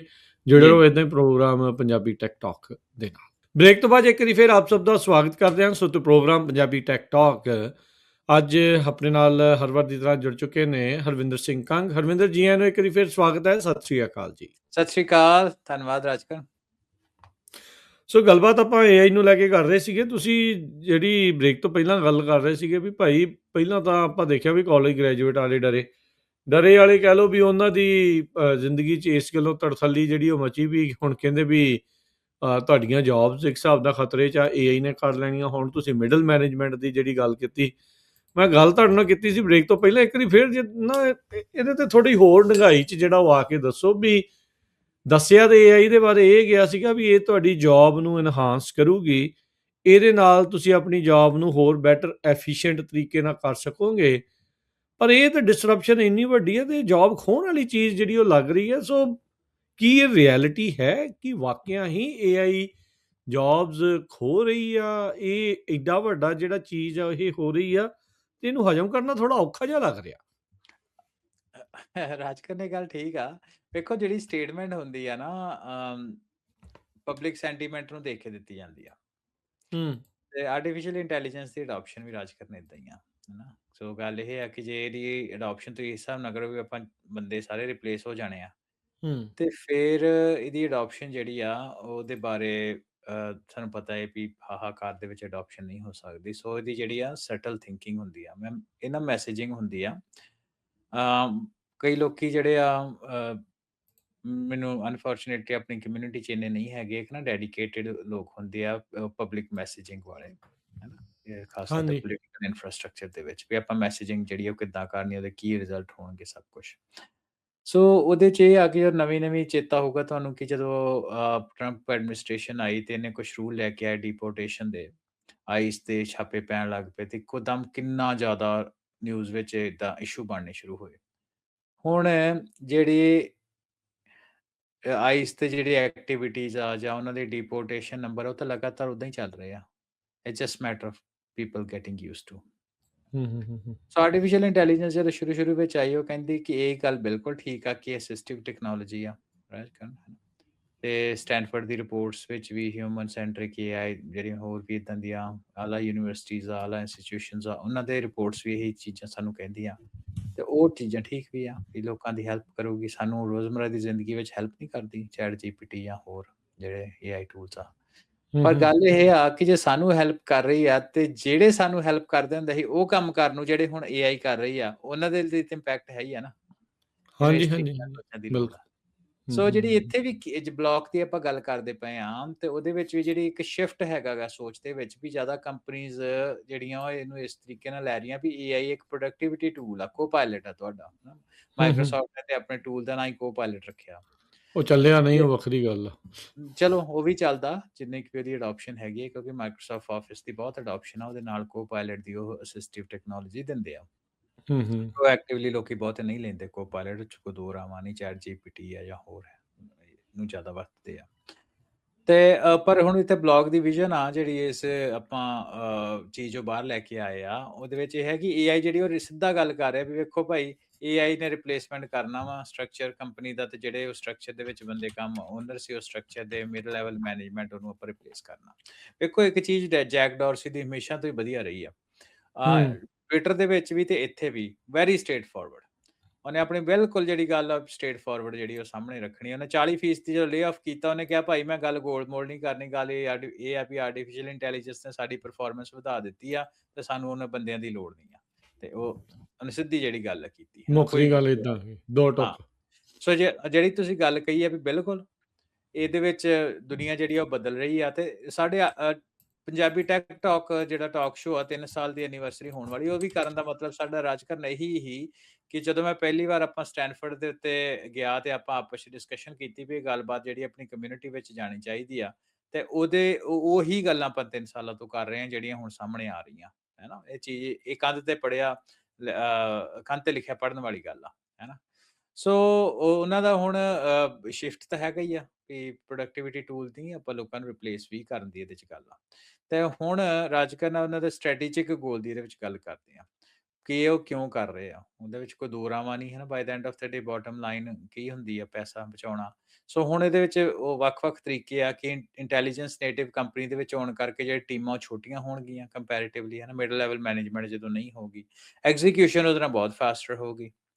ਤੇ ਇਹ ਆਰਟੀਫੀਸ਼ੀਅਲ ਇੰਟੈਲੀਜੈਂਸ ਹੈਗਾ, ਕੋਰ ਹੈਗਾ ਪੂਰੇ ਦਾ ਪੂਰਾ ਆਪਰੇਟਿੰਗ ਸਿਸਟਮ, ਤੇ ਇਹ ਰੀਅਲ ਟਾਈਮ ਡੇਟਾ ਜਿਹੜਾ ਉਹਦੇ ਤੋਂ ਲਰਨ ਕਰੂਗਾ over the period of time, ਹੈ ਨਾ। ਹੁਣ ਮਿਸਾਲ ਦੇ ਤੌਰ ਦੇ ਉੱਤੇ ਕੰਪਨੀ ਜਿਹੜੀਆਂ ਨਾ, ਜਿਹੜੀ ਮਰਜ਼ੀ ਤੁਸੀਂ ਲੈ ਲਓ, ਭਾਵੇਂ ਅਕਾਊਂਟਿੰਗ ਫਰਮ ਲੈ ਲਓ, ਭਾਵੇਂ ਸੌਰੀ ਮਾਫ਼ੀ ਚਾਹੁੰਦਾ, ਭਾਵੇਂ ਅਕਾਊਂਟਿੰਗ ਵਾਲੀ ਟੀਮਸ ਲੈ ਲਓ, ਭਾਵੇਂ ਇੰਜੀਨੀਅਰਿੰਗ ਟੀਮ ਲੈ ਲਓ, ਮਾਰਕੀਟਿੰਗ ਹੋ ਗਈਆਂ, ਸੇਲਸ ਹੋ ਗਈਆਂ, ਸਟ੍ਰੈਟੇਜਿਕ ਹੋ ਗਈਆਂ, ਰੋਡ ਮੈਪ ਵਾਲੀਆਂ, ਰਾਈਟ। ਸੋ ਉਹ ਆਪਣੇ ਸਾਇਲੋਜ਼ ਵਿੱਚ ਹੀ ਕੰਮ ਕਰਦੇ ਆ। ਤੁਸੀਂ ਸਬਜੈਕਟ ਮੈਟਰ ਐਕਸਪਰਟ ਬਣਦੇ ਹੋ ਇੱਕ ਫੀਲਡ ਦੇ, ਸੇਲਸ ਵਾਲਿਆਂ ਨੂੰ they are subject matter expert on their own thing, ਜਿਹੜੇ ਇੰਜੀਨੀਅਰਿੰਗ ਵਾਲੇ ਉਹ ਸਬਜੈਕਟ ਮੈਟਰ ਹੈਗੇ ਆ। ਸੋ ਉਹਨਾਂ ਦੀ ਜਿਹੜੀ over the period of time ਜਿਹੜੇ ਆ, ਇੱਕ ਟੀਮ ਦੇ ਕੋਲ ਡੇਟਾ ਆ ਰਿਹਾ, ਉਹ ਡੇਟਾ ਦੂਸਰੀ ਟੀਮ ਦੇ ਕੋਲ ਜਾਣਾ, ਉਹਨੇ ਤੀਸਰੀ ਟੀਮ ਦੇ ਕੋਲ ਜਾਣਾ, ਹੈ ਨਾ? ਇਹ ਸਾਰਾ ਜਿਹੜਾ ਇਹਨਾਂ ਦਾ ਮਾਡਲ ਆ, ਕੰਪਨੀ ਨੂੰ ਰਨ ਕਰਨ ਵਾਲਾ ਮਾਡਲ ਆ, ਉਹ ਰੀਅਲ ਟਾਈਮ ਡੇਟਾ ਦੇ ਉੱਤੇ ਟ੍ਰੇਨ ਹੋ ਰਿਹਾ, ਤੇ ਦਿਨੋ ਦਿਨ ਉਹ ਇੰਟੈਲੀਜੈਂਟ ਹੋ ਰਿਹਾ। ਤੇ ਰਾਜਕਰਨ ਇਹਦੇ ਚ ਵੱਡੀ ਚੀਜ਼ ਇਹ ਹੈ ਕਿ ਜਦੋਂ ਮੰਨ ਲਓ ਵੀ ਰਾਜਕਰਨ ਕਿਸੇ ਕੰਪਨੀ ਦੇ ਵਿੱਚ ਐਗਜ਼ੈਕਟਿਵ ਆ, ਉਹਨੇ ਇੱਕ ਠੀਕ ਹੈ। ਬੇਸਿਕ ਨਿਊ ਕਾਲਜ ਗ੍ਰੈਡ ਤੋਂ ਸ਼ੁਰੂ ਕੀਤਾ ਸੀ, ਇੰਜੀਨੀਅਰਿੰਗ ਦੇ ਵਿੱਚ ਸ਼ੁਰੂ ਕੀਤਾ ਉਹਨੇ। ਜਦੋਂ ਮੰਨ ਲਓ ਹਾਰਡਵੇਅਰ ਕੰਪਨੀਆਂ ਲੇਆਊਟ ਬਣਾਉਣੇ ਸ਼ੁਰੂ ਕੀਤੇ, ਉਹ ਤੋਂ ਬਾਅਦ ਉਹ ਇਨਫਰਾਸਟ੍ਰਕਚਰ ਨੂੰ ਸਮਝਦਾ ਗਿਆ, ਮੈਨੇਜਰ ਬਣ ਗਿਆ, ਫਿਰ ਉਹ ਤੋਂ ਬਾਅਦ ਡਾਇਰੈਕਟਰ ਬਣ ਗਿਆ, ਫਿਰ ਵੀਪੀ ਬਣ ਗਿਆ। ਹੁਣ ਉਹਦੇ ਕੋਲ ਤਕਰੀਬਨ 40-45 ਸਾਲ ਦਾ ਤਜਰਬਾ ਹੋ ਗਿਆ। ਜਦੋਂ ਹੂੰ, ਹੂੰ, ਹੂੰ, ਹੂੰ। 40-45 ਸਾਲ ਦਾ ਤਜਰਬਾ ਲੈ ਕੇ ਰਿਟਾਇਰ ਹੁੰਦਾ, ਤੇ ਉਹ ਤਜਰਬਾ ਨਾਲ ਹੀ ਲੈ ਗਿਆ। ਤੇ ਠੀਕ ਆ, ਉਹਦਾ ਕੁਝ ਹਿੱਸਾ ਉਹਨੇ ਬੰਦਿਆਂ ਨੂੰ ਟ੍ਰੇਨ ਕਰ ਦਿੱਤਾ, ਕੁਝ ਹਿੱਸਾ ਉਹਦਾ ਆਬਸੋਲੇਟ ਹੋ ਗਿਆ, ਪਰ ਇਹ ਕੁਛ ਇੱਕ ਤਾਂ ਨਾਲ ਲੈ ਕੇ ਗਿਆ ਹੀ ਨਾ ਕੰਪਨੀ ਦੇ ਵਿੱਚੋਂ। ਕੰਪਨੀ ਉਸ ਚੀਜ਼ ਦਾ ਘਾਟਾ ਤਾਂ ਪਿਆ ਹੀ ਆ। ਪਰ ਜਦੋਂ ਹੂੰ, ਹੂੰ, ਹੂੰ, ਆਰਟੀਫਿਸ਼ੀਅਲ ਹੂੰ। ਇੰਟੈਲੀਜੈਂਸ ਇੱਕ ਇੰਟੈਲੀਜੈਂਸ ਨੇਟਿਵ ਕੰਪਨੀ ਜਿੱਦਾਂ ਬਲੌਕ ਵਾਲੇ ਬਣਾਉਣ ਦੀ ਕੋਸ਼ਿਸ਼ ਕਰ ਰਹੇ ਆ, ਤੇ ਉਹ ਜਿਹੜੀ ਜਾਣਕਾਰੀ ਆ, ਏਆਈ ਮਾਡਲ ਨੇ ਕੋਈ ਰਿਟਾਇਰ ਥੋੜ੍ਹਾ ਹੋਣਾ, ਜਾਂ ਉਹ ਤਾਂ ਡੇਟਾ ਨੇ ਪੱਕੀ ਰਿਟਾਇਰ ਥੋੜ੍ਹਾ ਹੋਣਾ। ਪੱਕੀ ਉਹ ਤਾਂ ਰਹਿਣੀ ਹੈ, ਉਹ ਉਹਨਾਂ ਤਾਂ ਦੀ ਕੋਈ ਨਾਲ ਹੀ ਜਿਹੜੀ ਰਹਿਣੀ ਹੈ। ਚੀਜ਼ ਹੂੰ, ਉਹਨਾਂ ਦਾ ਤੁਹਾਨੂੰ ਨਹੀਂ ਚਾਹੀਦੀ, ਐਡਵਾਂਸ ਹੋ ਗਈ ਹੈ ਚੀਜ਼, ਉਹਨੂੰ ਵਿੱਚੋਂ ਕੱਢ ਦੋ। ਜਿਹੜੀ ਲਰਨਿੰਗ ਆ, ਉਹ ਤਾਂ ਉੱਥੇ ਹੀ ਪਈ ਆ ਨਾ। ਸੋ ਹੂੰ, ਹੂੰ, ਦਿਨੋ ਹੂੰ, ਦਿਨ ਹੂੰ। ਇਹ ਜਿਹੜੀ ਦੁਨੀਆ ਹੈਗੀ ਆ, ਉਹ ਬਿਲਕੁਲ ਬਦਲ ਰਹੀ ਆ। ਤਾਂ ਹੀ ਅਸੀਂ ਕਹਿੰਦੇ ਆ ਵੀ ਸਮੇਂ ਦੇ ਆਪਣੇ ਨਿਹਾਣੀ ਹੋਣਾ ਚਾਹੀਦਾ। ਸੋ ਗੱਲਬਾਤ ਫਿਰ ਉਹਦੇ ਤੇ ਕਰਦੇ ਪਏ ਦੀ ਇੰਪਲੀਕੇਸ਼ਨ, ਹੈ ਨਾ, ਕੀ ਹੋਣਗੀਆਂ ਸੋ ਇੰਪਲੀਕੇਸ਼ਨ। ਬੇਸਿਕਲੀ ਆਪਾਂ ਇਹ ਕਹਿ ਸਕਦੇ ਵੀ ਜਿਹੜਾ ਬਲੌਕ ਕੰਪਨੀ ਦਾ ਮਾਡਲ ਆ, that's going to be a new model company ਇਹੀ ਪ੍ਰਪੋਜ਼ਲ ਦੇ ਰਿਹਾ ਵੀ ਇੰਡਸਟਰੀ ਸਾਰੀ ਕੰਪਨੀਜ਼ ਇੰਡਸਟਰੀ ਹਾਂਜੀ, ਵਾਈਡ ਇਹੀ ਮਾਡਲ ਆਊਗਾ। ਇਹੀ ਮਾਡਲ ਦੋ ਪ੍ਰਪੋਜ਼ ਕਰ ਰਿਹਾ ਵੀ ਦੇਖੋ ਭਾਈ, ਆਹ ਮੈਂ ਤੁਹਾਨੂੰ ਫਾਇਦੇ ਦੱਸਦਾ। ਤੁਸੀਂ ਇਹ ਜਿਹੜੀ ਜਾਣਕਾਰੀ ਆ ਨਾ, ਤੁਸੀਂ ਬਲੌਕ ਦੀ ਵੈਬਸਾਈਟ ਦੇ ਉੱਤੋਂ ਵੀ ਲੈ ਲੈ ਸਕਦੇ ਹੋ। ਹੂੰ, ਹੂੰ, ਉਹਦਾ ਹੂੰ। ਜਿਹੜਾ ਆਪਾਂ ਤੁਹਾਨੂੰ ਲਿੰਕ ਪਾ ਦਿੰਨੇ ਆ, block.xyz ਹਾਇਰਾਰਕੀ ਟੂ ਇੰਟੈਲੀਜੈਂਸ। ਇਦਾਂ ਕਰਕੇ ਤੁਸੀਂ ਗੂਗਲ ਤੇ ਵੀ ਸਰਚ ਕਰ ਸਕਦੇ ਹੋ, ਤੇ ਇਹਦਾ ਜਿਹੜਾ ਲਿੰਕ ਆ, ਉਹ ਵੀ ਤੁਹਾਨੂੰ ਆਪਾਂ ਆਪਣੇ ਇੱਥੇ ਥੱਲੇ ਜਿਹੜਾ ਉਹ ਸ਼ੇਅਰ ਕਰ ਦਿੰਨੇ ਆ। ਸੋ ਇਹਦੇ ਹੁਣ ਆਪਾਂ ਇੰਪਲੀਕੇਸ਼ਨ ਦੀ, ਹੈ ਨਾ, ਰਾਜਕਰਨ ਆਪਾਂ ਗੱਲ ਕਰੀਏ ਵੀ ਇਹਦੀ ਇੰਪਲੀਕੇਸ਼ਨ ਜਿਹੜੀਆਂ ਉਹ ਕੀ ਹੋਣਗੀਆਂ। ਹੂੰ, ਹੂੰ, ਹੂੰ, ਹੂੰ। ਇੰਪਲੀਕੇਸ਼ਨ ਦੇ ਵਿੱਚ ਜਿਹੜਾ ਇਹਨਾਂ ਦਾ, ਕਿਉਂਕਿ ਮਿਡਲ ਲੈਵਲ ਮੈਨੇਜਮੈਂਟ ਇਹਦੇ 'ਚ ਨਹੀਂ ਰਹਿੰਦੀ, ਤੇ ਉਹਦੀ ਜ਼ਰੂਰਤ ਜਿਹੜੀ ਉਹ ਦਿਨੋ ਦਿਨ ਘਟੀ ਜਾਣੀ ਆ, ਹੈ ਨਾ? ਸੋ ਆਹ ਹੂੰ। ਤੁਸੀਂ ਦੇਖ ਸਕਦੇ ਹੋ, ਇਹ ਰਿਪੋਰਟ ਦੇ ਵਿੱਚ ਉਹਨੇ ਰੋਮਸ ਦੀ ਗੱਲ ਕੀਤੀ, ਹੈ ਨਾ? ਕੋਈ ਪੁਰਾਣੇ ਸਮੇਂ ਦੇ ਵਿੱਚ ਆਰਮੀ ਜਿਹੜੀ ਹੈ, they look up to the one general, ਜਿਹੜਾ ਉਹਨਾਂ ਦਾ ਲੀਡਰ ਹੁੰਦਾ ਸੀ। ਸੋ ਆਪਾਂ ਉਸੇ ਮਾਡਲ ਉੱਪਰ ਹੀ ਦੁਬਾਰਾ ਜਾਣਾ। ਸੋ ਆਰਗੇਨਾਈਜੇਸ਼ਨ ਫਲੈਟ ਹੋਏਗੀ, ਫਾਸਟਰ ਹੋਣਗੀ, ਤੇ ਡੇਟਾ ਡਰਿਵਨ ਜਿਹੜੇ ਡਿਸੀਜਨ ਉਹ ਮੇਕ ਹੋਣਗੇ, ਹੈ ਨਾ? ਹੂੰ, ਤੇ ਹੂੰ। ਇਹਦੇ ਵਿੱਚ Rajkaran by the end of the day comparative advantage ਤਾਂ ਹੋਣੀ ਆ। ਤੇ ਐਡਵਾਂਟੇਜ ਜਿਹੜੀ ਆ, ਉਹ ਇਹਦੇ ਉੱਤੇ ਰਹੇਗੀ ਕਿ ਜਿਹੜੀ ਕੰਪਨੀਆਂ ਅੰਡਰਸਟੈਂਡ ਕਿੱਦਾਂ ਕਰਦੀ ਹੈ ਸਾਰੇ ਦੇ ਸਾਰੇ ਸਿਸਟਮ ਨੂੰ, ਤੇ ਉਹਨਾਂ ਦੇ ਕਸਟਮਰਸ ਨੂੰ over the period of time, ਉਹ ਕੰਪਨੀ ਜਿਹੜੀ ਹੈ ਸਕਸੈਸਫੁਲ ਹੋਏਗੀ। ਪਰ ਇਹ ਚੀਜ਼ ਅੱਛਾ, ਨਾਲ ਇੱਥੇ ਦੀ ਨਾਲ ਇੱਥੇ ਜੀ, ਕਾਊਂਟਰ ਆਰਗੂਮੈਂਟ ਹਰਵਿੰਦਰ ਇੱਥੇ ਆ ਜਾਂਦਾ, ਜਿੱਦਾਂ ਤੁਸੀਂ ਕਿਹਾ ਵੀ ਇੱਕ ਜਰਨਲ ਦੇ ਕੋਲ ਸਾਰਾ ਕੁਝ ਆ, ਪਰ ਆਪਾਂ ਜਿਹੜੀ ਇੱਕ ਮੌਜੂਦਾ ਕੌਨਫਲਿਕਟ ਦੇਖ ਰਹੇ ਹਾਂ, ਉਹਦੇ ਵਿੱਚ ਡੀਸੈਂਟਰਲਾਈਜ਼ਡ ਪਾਵਰ ਦੇਖੀ ਆ, ਜਿਹੜੇ ਈਰਾਨ ਨੂੰ ਜਿਹੜਾ ਉਹ ਲੈ ਕੇ, ਉਹ ਉੱਥੇ ਉਹ ਕਾਮਯਾਬ ਜਿਹੜਾ ਉਹ ਨਜ਼ਰ ਜਿਹੜਾ ਉਹ ਆ ਰਹੇ ਆ, ਉੱਥੇ ਉਹਨਾਂ ਦੇ ਟੌਪ ਦੀ ਲੀਡਰਸ਼ਿਪ ਸਾਰੀ ਖਤਮ ਕੀਤੇ ਜਾਣ ਤੋਂ ਬਾਵਜੂਦ ਵੀ ਜਿਹੜਾ ਉਹ ਚੱਲ ਰਹੇ ਆ। ਕੀ ਰੀਅਲਿਸਟਿਕਲੀ ਫਿਰ ਇਦਾਂ ਦੀਆਂ ਚੀਜ਼ਾਂ ਇਹ ਮੈਟਰ ਕਰਦੀਆਂ ਆ ਵੀ ਇਹ ਵਾਕਿਆ ਹੀ ਸਰਵਾਈਵੇਬਲ ਨੇ ਇਹ ਚੀਜ਼ਾਂ? ਜਿੱਦਾਂ ਆਪਾਂ ਗੱਲ ਪਹਿਲਾਂ ਦੱਸੀ ਨਾ, ਵੀ ਇਹ ਰਿਐਲਿਟੀ ਚੈੱਕ 'ਚ ਆਪਾਂ ਇਹ ਸਾਰੀ ਗੱਲ ਦੀ ਬਾਤ ਦੀ ਕਰੀਏ, ਤੇ ਟ੍ਰਾਂਜੀਸ਼ਨ ਭਾਵੇਂ ਕਿ ਬਲੌਕ ਨੇ ਸ਼ੁਰੂ ਕਰ ਦਿੱਤੀ ਆ, ਸਟਿਲ ਅਰਲੀ ਸਟੇਜਸ ਦੇ ਵਿੱਚ ਤਾਂ ਐਕਸਪੈਰੀਮੈਂਟਲ ਆ। ਕੱਲੀ ਆਪਾਂ ਇਰਾਨ ਦੀ ਗੱਲ ਹੀ ਨਹੀਂ ਕਰਦੇ, ਅਸੀਂ ਅਮਰੀਕਾ ਦਾ ਇਨਫਰਾਸਟ੍ਰਕਚਰ ਵੀ, ਪੋਲੀਟੀਕਲ ਇਨਫਰਾਸਟ੍ਰਕਚਰ ਜੇ ਦੇਖੀਏ, ਤੇ ਉਹ ਵੀ ਡੀਸੈਂਟਰਲਾਈਜ਼ਡ ਆ, ਹੈ ਨਾ? ਤੇ ਸਿੱਖਾਂ ਦਾ ਤਾਂ ਹੈ ਹੀ ਹੈ, ਹਨੇ ਪਾਤਸ਼ਾਹੀ ਦਾ ਸਿਧਾਂਤ ਆ ਸਾਡੇ। ਤੇ ਪਰ ਇਹ ਆਪਾਂ ਬਿਲਕੁਲ ਇੱਕ ਛੋਟਾ ਜਿਹਾ ਪੀਸ ਹੈਗਾ, ਇੱਕ ਕੰਪਨੀ ਨੂੰ ਤੁਸੀਂ ਕਿੱਦਾਂ ਰਨ ਕਰਨਾ, ਇੱਕ ਬਿਜ਼ਨਸ ਨੂੰ, ਹੈ ਨਾ, ਕਿੱਦਾਂ ਰਨ ਕਰਨਾ, ਕੰਟਰੀ ਨੂੰ ਰਨ ਕਰਨ ਵਾਲੀ ਜੇ ਗੱਲ ਉਸ ਤਰੀਕੇ ਨਾਲ ਨਹੀਂ ਹੈਗੀ। ਇਹ ਸਿਰਫ ਇੱਕ ਛੋਟੇ ਬਿਜ਼ਨਸ ਨੂੰ ਰਨ ਕਰਨ ਵਾਲੀ ਗੱਲ ਆ। ਤੇ ਹੋ ਸਕਦਾ ਜਿਹੜਾ ਇਹ ਮਾਡਲ ਆ ਬਿਲਕੁਲ ਹੀ ਟੁੱਟ ਜੇ, ਹੈ ਨਾ?